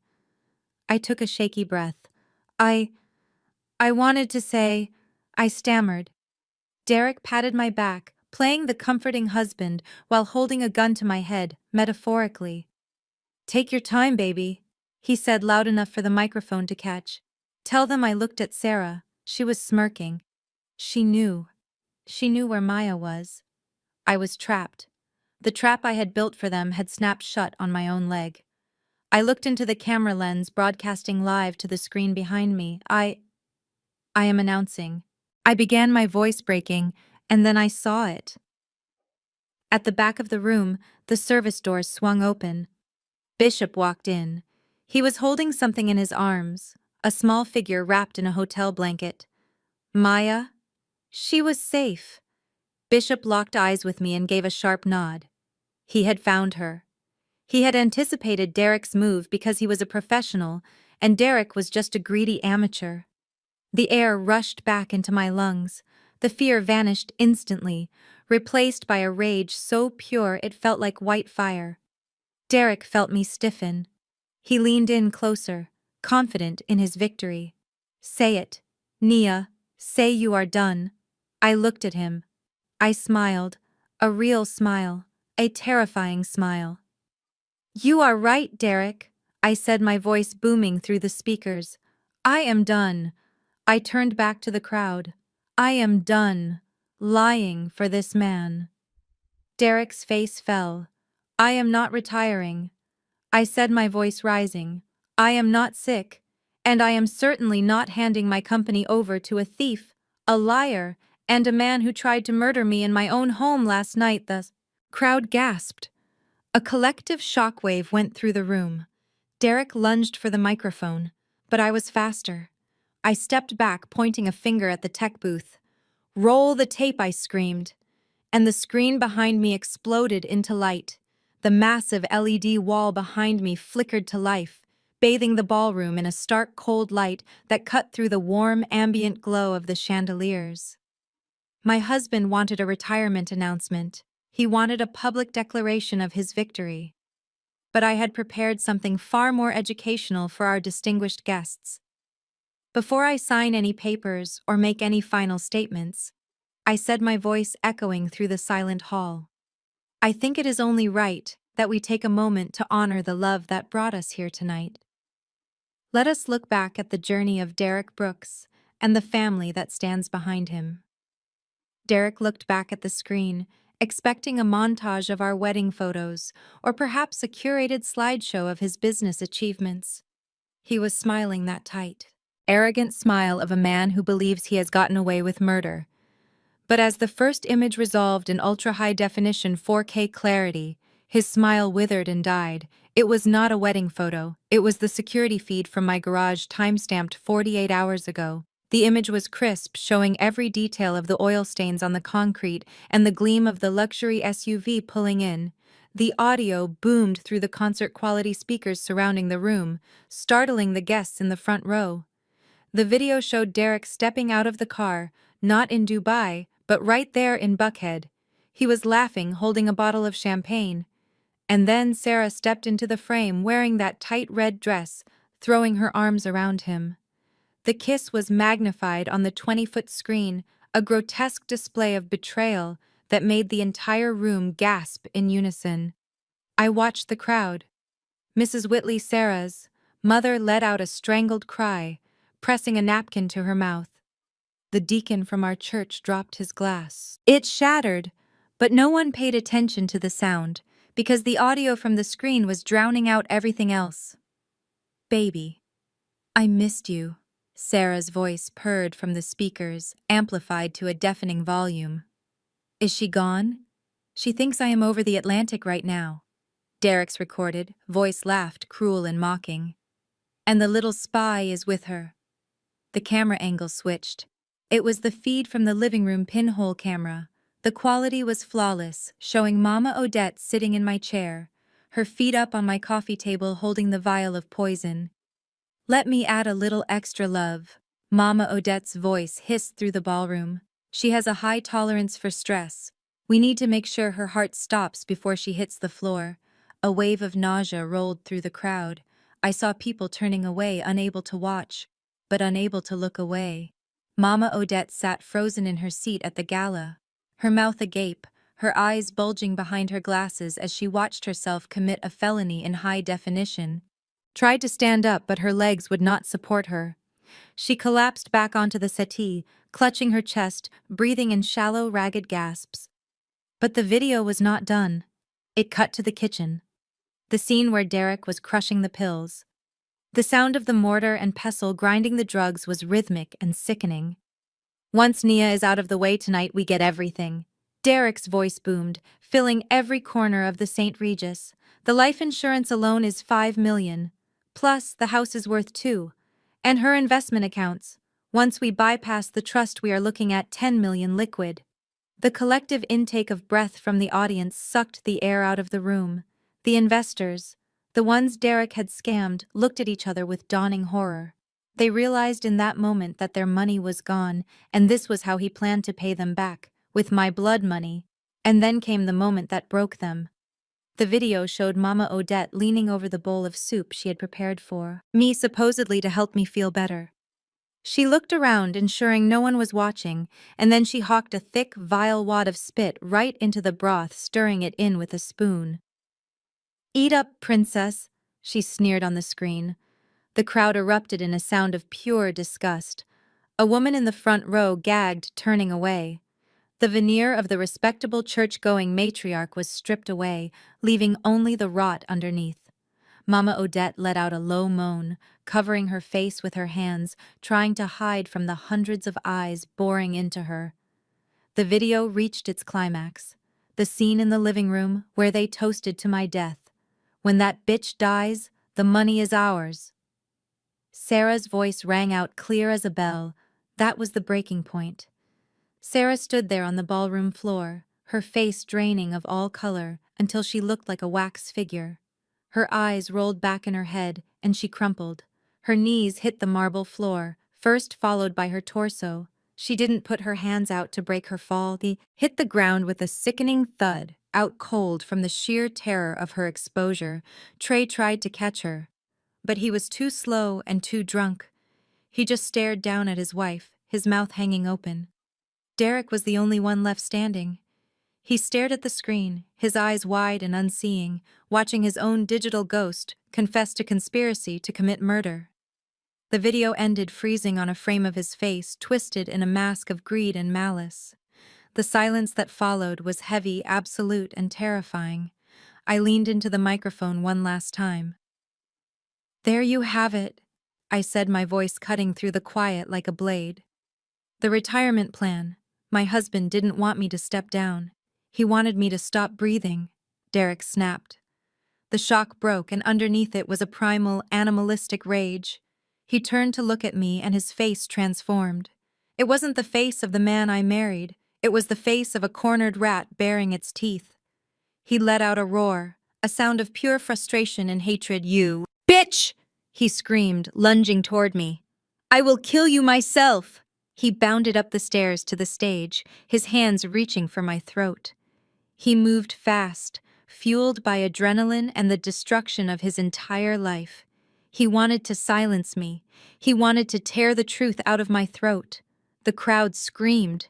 People scrambled back, knocking over chairs and dropping drinks. I didn't move. I didn't flinch.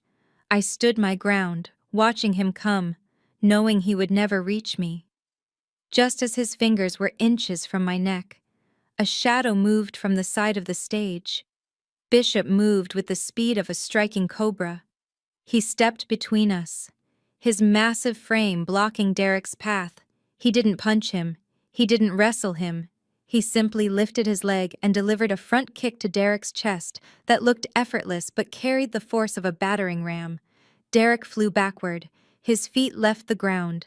He sailed through the air, arms flailing, and crashed onto the stage floor 6 feet away. He landed hard, the breath driven out of him with a wet wheeze. He tried to scramble up to attack again, but Tyrell was there, instantly planting a heavy boot in the center of his back, pinning him to the floor like an insect. "Stay down."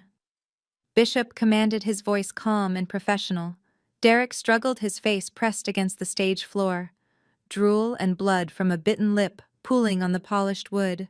He looked up at me, his eyes filled with madness. "You ruined everything," he rasped, spitting the words out. "You are nothing without me. I made you." I walked over to him, my heels clicking softly on the stage. I looked down at the man who had slept in my bed, who had fathered my child, who had plotted to kill me for a payout. I leaned down, so only he could hear me. "You didn't make me, Derek," I whispered. "I made you, and now I am breaking you." I stood up and looked out at the room. The FBI agents were moving in now, stepping out of the shadows, badges flashing under the lights. The show was over. It was time for the cleanup. Signaled to Agent Miller. He nodded and signaled his team to move in. The ballroom was a tableau of destruction.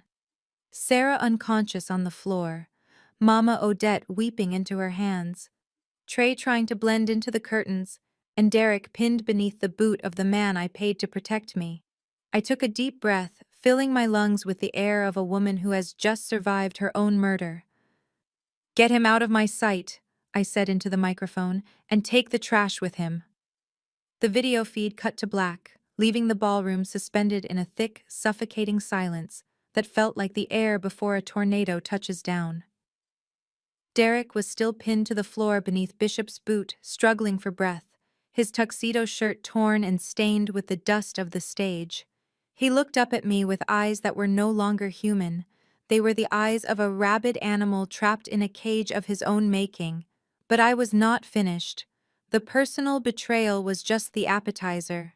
The main course was the financial ruin I had promised to deliver. I gestured to the tech booth one more time. The massive LED screen behind me flickered again, shifting from the grainy security footage to high-definition graphics, crisp charts, and undeniable bank statements.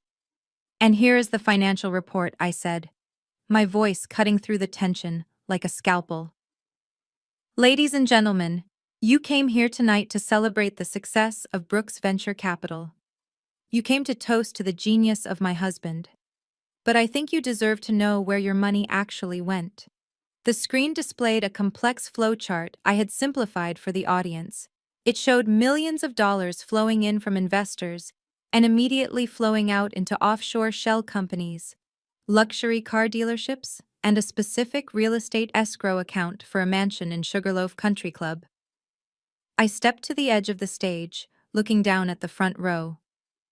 "Reverend Taylor," I said, addressing the man who had baptized my daughter. "You entrusted Derek with the church building fund, $500,000 meant for a new youth center. Look at the screen." A laser pointer dot appeared on the chart, tracing a red line from the church's account directly to a jewelry store in Buckhead. He didn't invest it in tech startups. Reverend.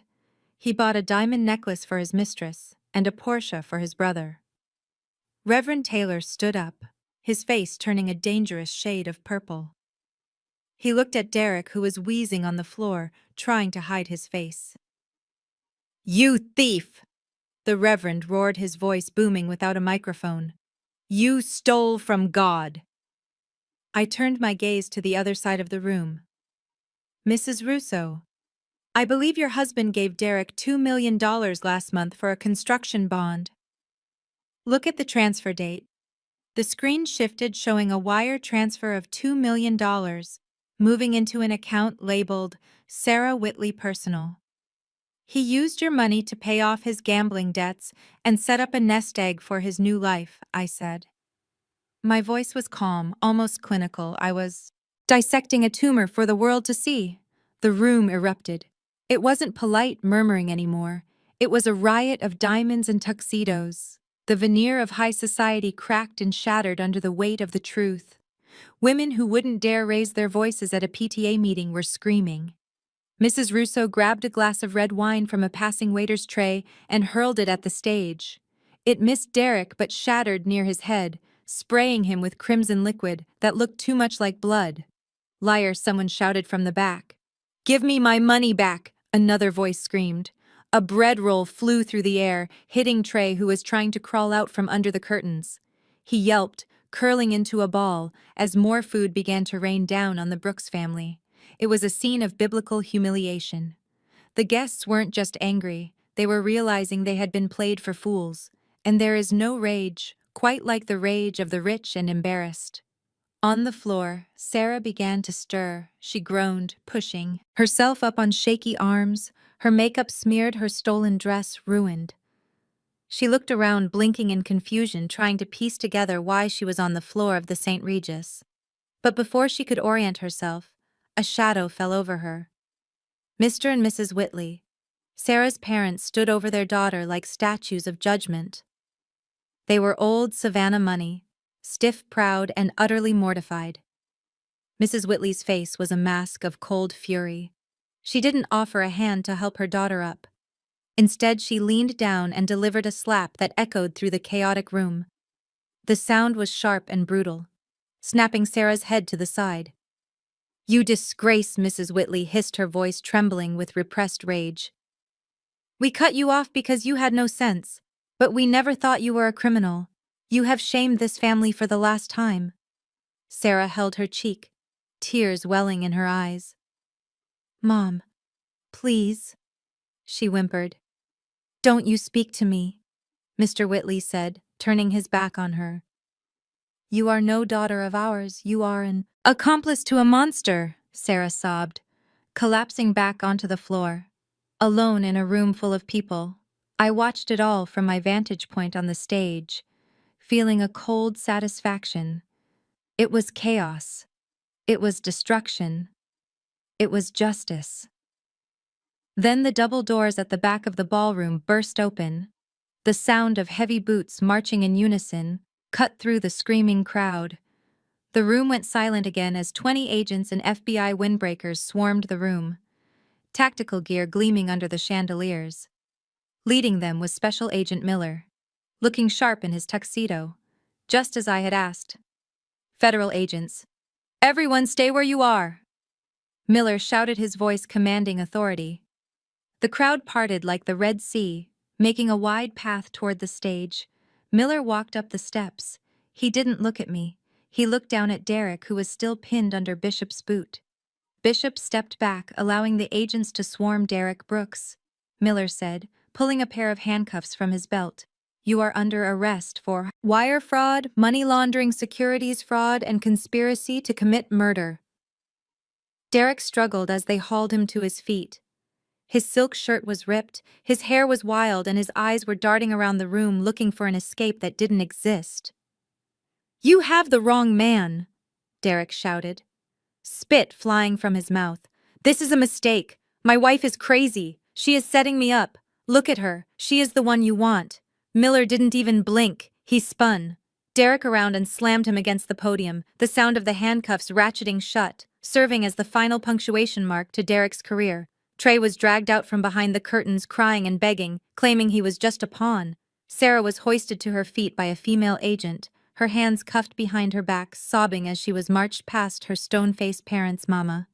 Odette had apparently fainted for real this time, or was doing an Oscar-worthy performance of a heart attack as paramedics loaded her onto a stretcher under police supervision. I stood alone in the center of the stage, the undisputed queen of the ashes. Derek fought against the agents, twisting his body so he could look at me one last time. His face was a mask of pure hatred, stripped of all the charm and lies that had defined him for a decade. "Nia," he screamed, his voice raw and guttural. "You bitch! You set me up! I am your husband. How could you do this to me? We were partners." He was trying to play the victim, even now, trying to appeal to a bond he had severed with a vial of poison. I walked to the edge of the stage, looking down at him from my pedestal.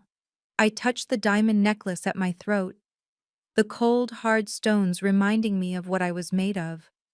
I didn't shout. I didn't scream. I lowered the microphone and spoke directly to him. My voice amplified so every single person in that room could hear the epitaph of our marriage. "I didn't set you up, Derek," I said, my voice ice cold. "I just turned on the lights. You did the rest yourself. But I love you," he wailed, desperate and pathetic. I looked at him with zero emotion. I felt nothing. No love, no hate.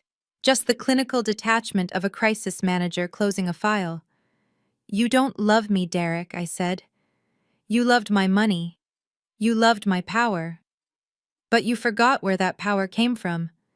You thought I was just a wife. You thought I was a cash cow." I leaned in closer, my eyes locking with his. "You were wrong," I whispered into the silence. "You are just a failed investment, and I have liquidated my assets." Agent Miller nodded to his team. "Take him away!" Derek screamed my name as they dragged him out, his heels skidding across the polished floor, leaving scuff marks that would be buffed out by morning, just like he would be erased from my life. I watched him go, watched the doors swing shut behind his wretched form, and then I turned back to the crowd, to the shocked faces of Atlanta's elite. I smoothed my dress, I adjusted my microphone. "Thank you for coming tonight," I said calmly. "Please enjoy the rest of the evening. The bar is still open, and for anyone who invested with Brooks Venture Capital, my team is in the lobby with forms for the Victim Restitution Fund." I dropped the microphone onto the stage. The feedback squeal was the signal that the show was over.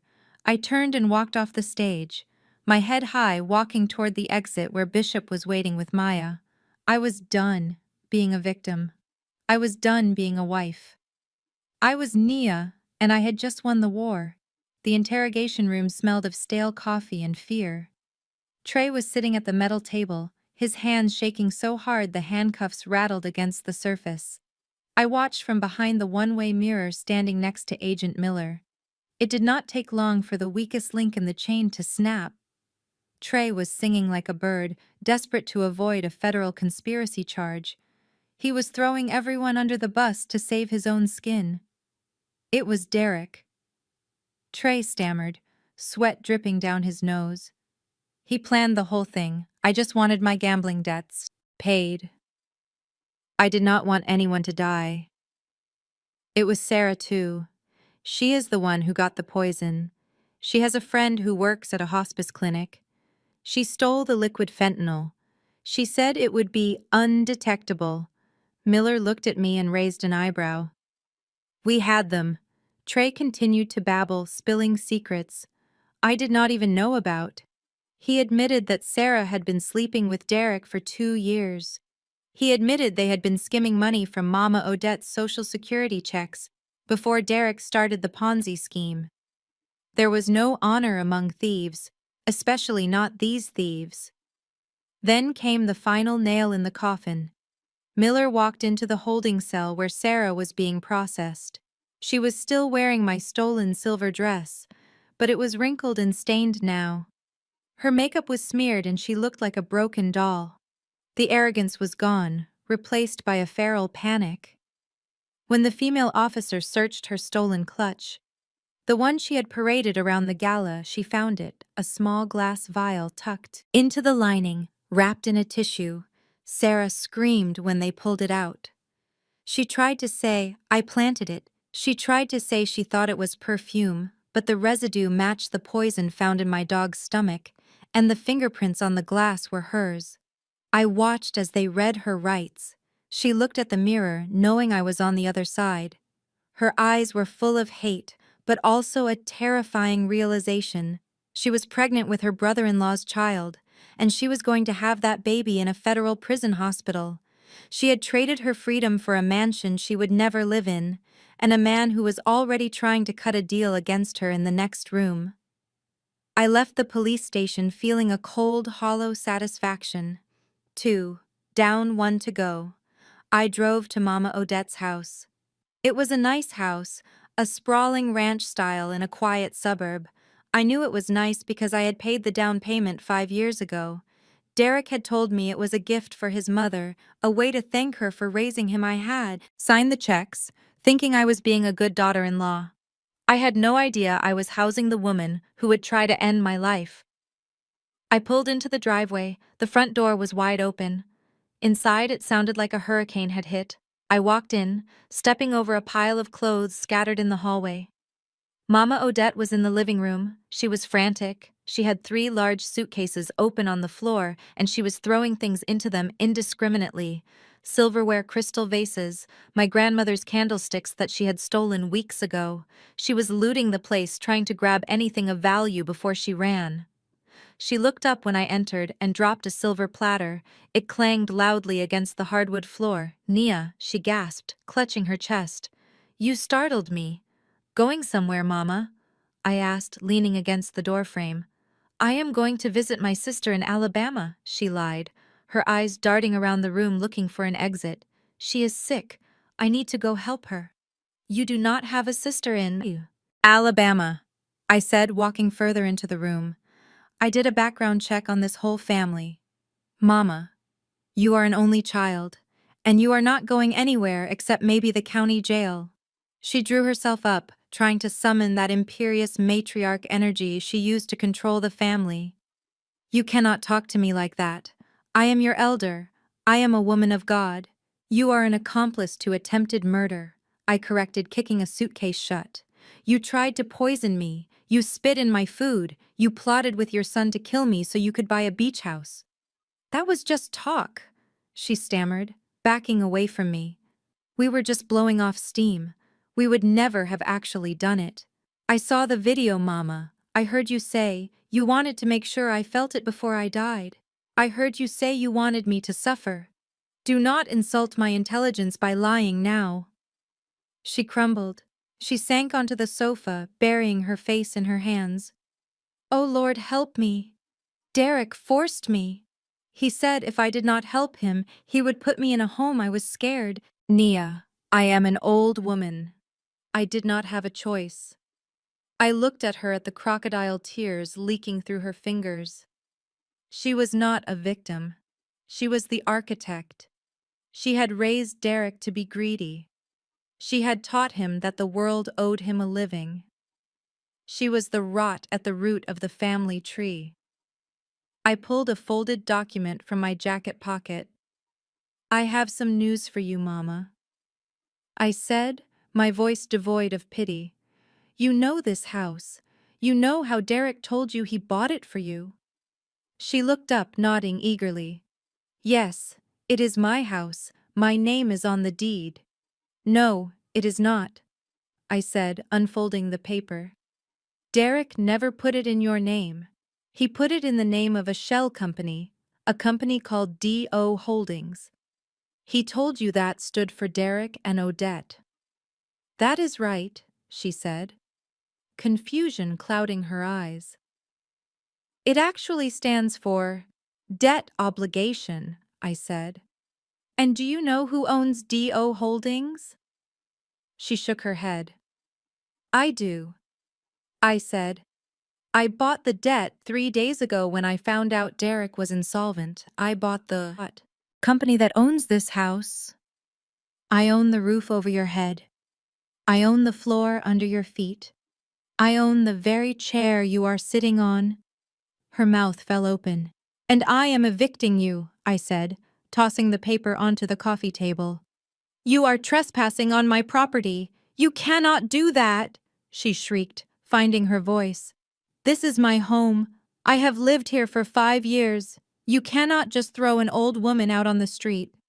"Watch me," I said. "I have the police on speed dial. They are already on their way to pick you up for questioning regarding the conspiracy. But I am doing you a favor. I am giving you a head start. You have exactly 1 hour to pack your personal belongings, not my silver, not my crystal, just your clothes and your Bible. You have 1 hour to get out before I change the locks and board up the windows." Nia, please, she wailed, sliding off the couch and falling to her knees. She crawled toward me, reaching for the hem of my dress. Baby, please have mercy. I have nowhere to go. I am sick. I have high blood. I have high pressure. You cannot do this to family. I stepped back, avoiding her touch. Family does not poison family. Family does not steal from family. You stopped being my family the moment you poured that vial into my milk. She sobbed loud, racking sounds of self-pity. She begged. She pleaded. She invoked Jesus and every saint she could think of. I reached into my purse. I pulled out a single sheet of paper. It wasn't a check. It wasn't a deed. I handed it to her. Here, I said. This is the only help you are going to get from me. She took it with trembling hands. She looked at it through her tears. It was an application for state-assisted housing and food stamps. You might want to fill that out, I said coldly. I hear the waiting list is long, and since Derek spent all your retirement money on his mistress, you are going to need it. I turned and walked to the door. 1 hour. Mama, I called back, checking my watch. 59 minutes now. If you are still here, when the police arrive, they can help you carry your bags. To the squad car, I walked out into the cool night air, leaving her wailing in the ruins of her greed. I sat in my car and watched the front door. I waited exactly 59 minutes. Then I picked up the phone and called the detective. It was time to clear out the last of the trash.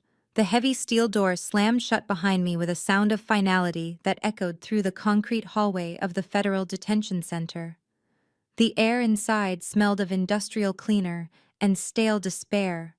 I adjusted my silk blazer, smoothing out invisible wrinkles. I was not here to visit a loved one. I was here to visit a ghost. The guard escorted me to a private room usually reserved for attorneys. I had pulled a few strings to get us this space, without the glass partition. I wanted him to smell my perfume. I wanted him to see the light in my eyes up close. I wanted him to know exactly what he had lost. Derek was brought in a few minutes later. The change in him was shocking. The man who used to spend 2 hours grooming himself every morning. The man who wore $3,000 suits like a second skin was gone. In his place was a hollowed-out shell wearing a bright orange jumpsuit that hung loosely on his frame. His head was shaved, likely for lice or hygiene, and his skin was sallow from lack of sun. He shuffled in his ankles, shackled the chains dragging across the linoleum. He sat down opposite me, and for a moment he just stared. He looked at my hair, my jewelry, the calm confidence radiating off me. He licked his dry lips, and a flicker of the old arrogance sparked in his eyes. Nia? He rasped, his voice scratchy from disuse, or perhaps from screaming. You came. I knew you would come. I didn't say anything. I just watched him like a scientist observing a specimen in a jar. You look good, baby, he said, leaning forward as far as the chains would allow. But I can see it in your eyes. You are tired, aren't you? You are overwhelmed. You have been trying to run the business without me, haven't you? I raised an eyebrow. You think I am overwhelmed? Derek, I know you are, he insisted, a desperate edge creeping into his tone. You are a crisis manager, Nia, not a financial wizard. You handle the press. I handle the money. That was always the deal. You don't know how to leverage assets. You don't know how to play the market. You are probably bleeding cash right now, trying to keep everything afloat. He let out a short, wet laugh, shaking his head. I can help you. Nia. Even from here, I can help you. I can tell you which accounts to move, how to hide the losses. I can fix this. But you have to get me a better lawyer. You have to get me out on bail. Tell them you made a mistake. Tell them I am essential to the company. I can't live in here. Nia, I am dying in here. I need my life back. And you need me. I finally smiled. It was a slow, genuine smile that didn't reach my eyes. I don't need you, Derek, I said, my voice smooth and cool. I never needed you. he scoffed. Don't lie to me. You are drowning. Actually, I said, leaning back in my chair, I wanted to give you a little update. Since you were arrested 6 weeks ago, I have restructured the entire portfolio. I liquidated the volatile assets you bought to cover your tracks, and I reinvested in stable long-term tech futures. My net worth has not gone down, Derek. It has doubled. His jaw dropped. The arrogance faltered, replaced by confusion. Doubled, he stammered. That is impossible. You don't know how to do that. I know how to hire people who do. I said, I hired a forensic accountant to clean up your mess. And then I hired a legitimate wealth management team. They were very impressed with how much capital I had, once I stopped hemorrhaging money to your mistress and your gambling brother. Derek's face turned a mottled red. But the contracts, he sputtered, the loans, the Russo brothers, they will come for you. You are liable for my debts. We were married.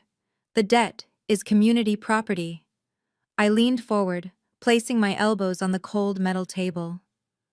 About that, I said softly. Do you remember? That night at the house, the night you tried to have me committed, you were so eager to get me to sign that power of attorney. You were so focused on my signature you didn't read the fine print of the documents you signed the next morning. He blinked rapidly. What documents? The morning of the gala. I continued. I asked you to sign a few things. Remember, I told you they were transfer protocols for the retirement announcement. You were so excited about becoming CEO, you signed everything. I put in front of you without reading a single word. I pulled a photocopy from my bag and slid it across the table. One of those documents was the assumption of liability agreement. I said.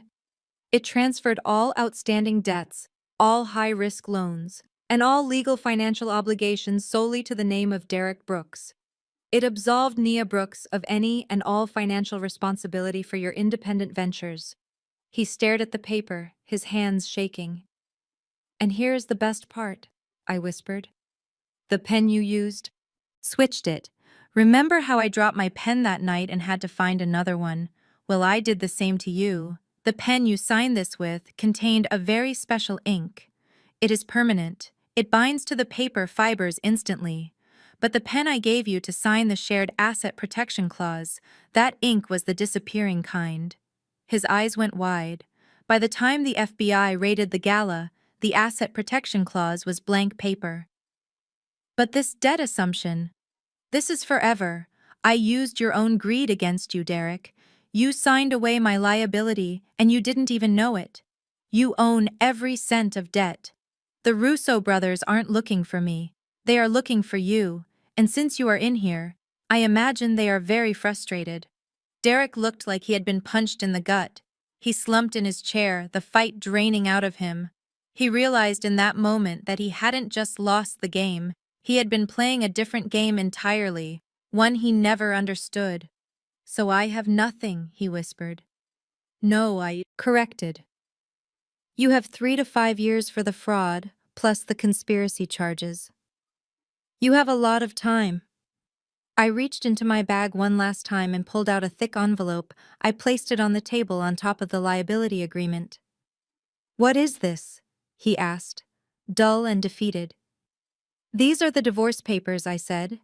They are already signed by me and my lawyer. I am filing them as soon as I leave this room. I am taking the house. I am taking the cars. I am taking full custody of Maya. You have no visitation rights. You have no assets. And you have no wife.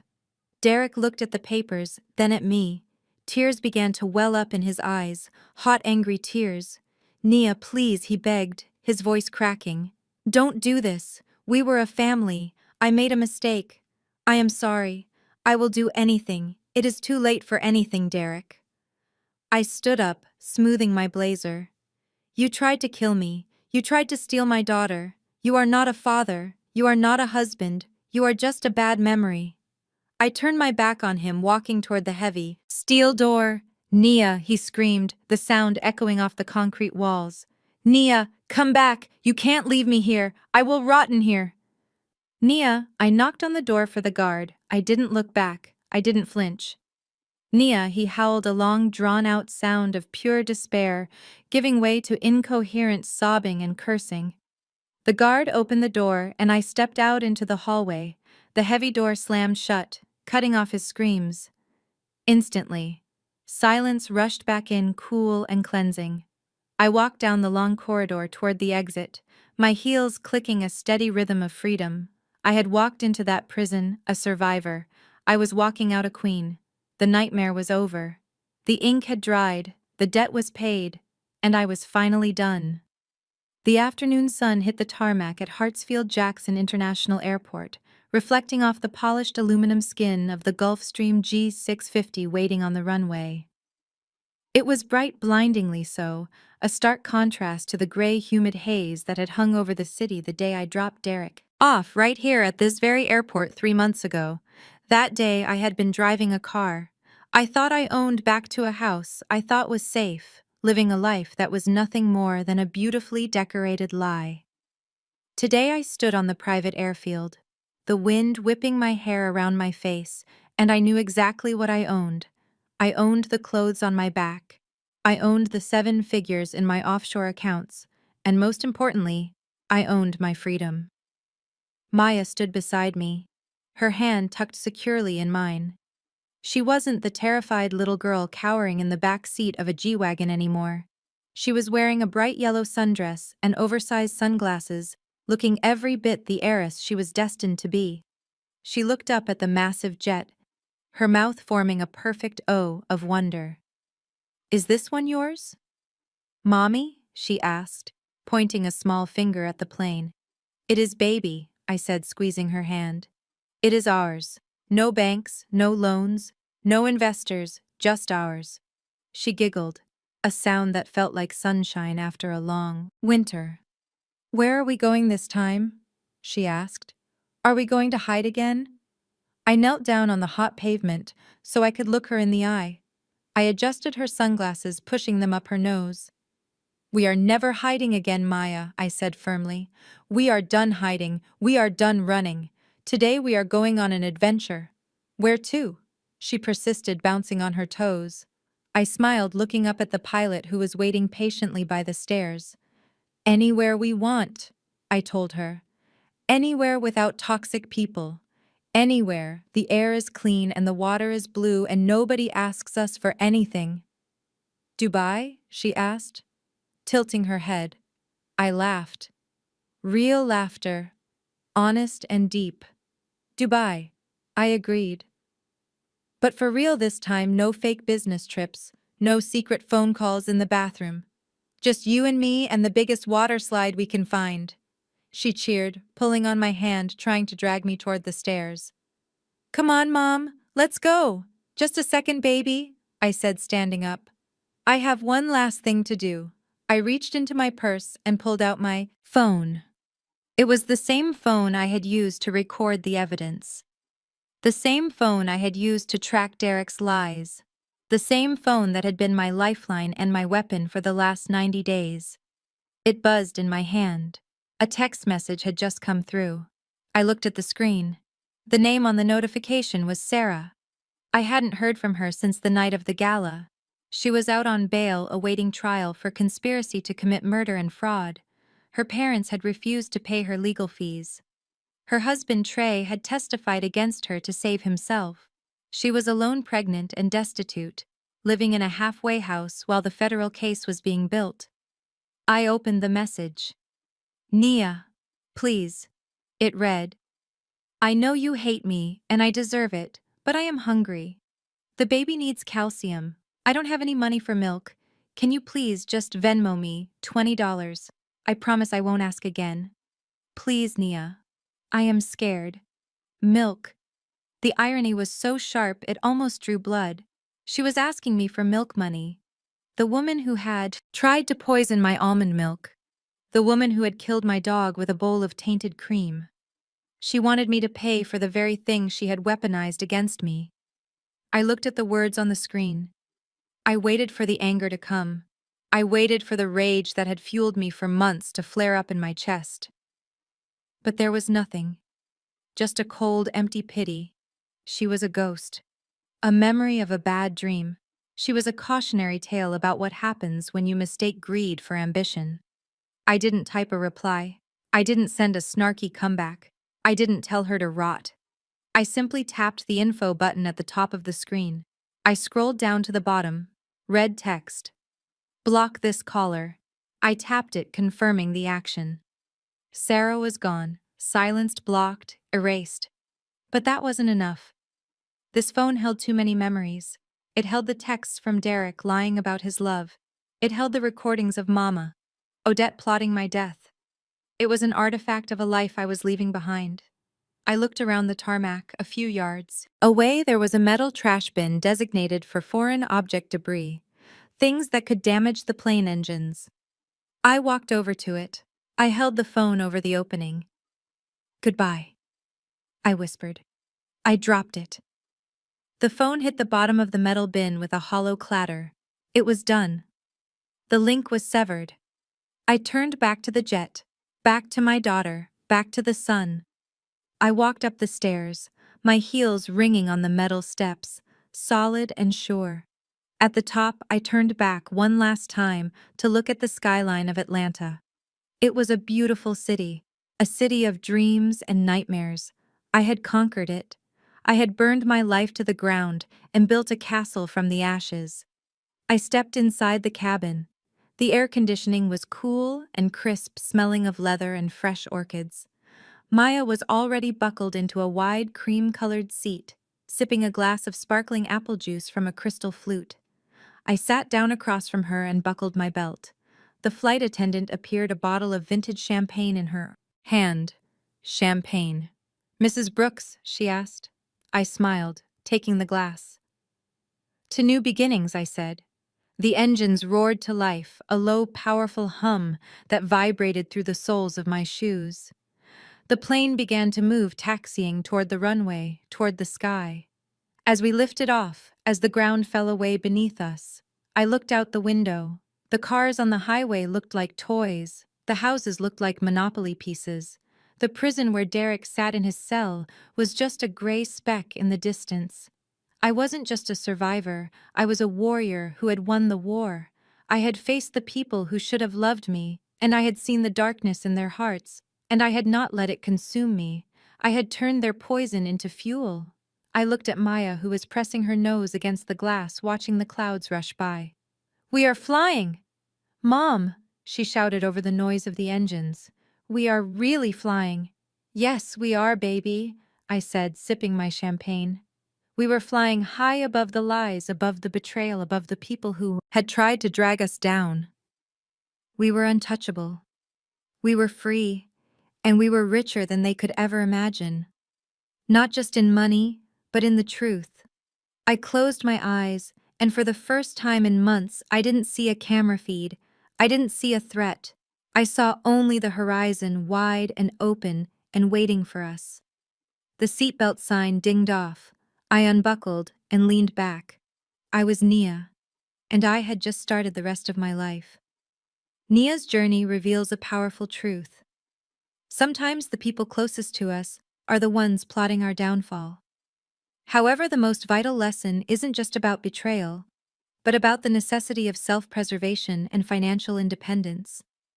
Nia survived, not because she was lucky, but because she trusted her instincts and had the resources to fight back.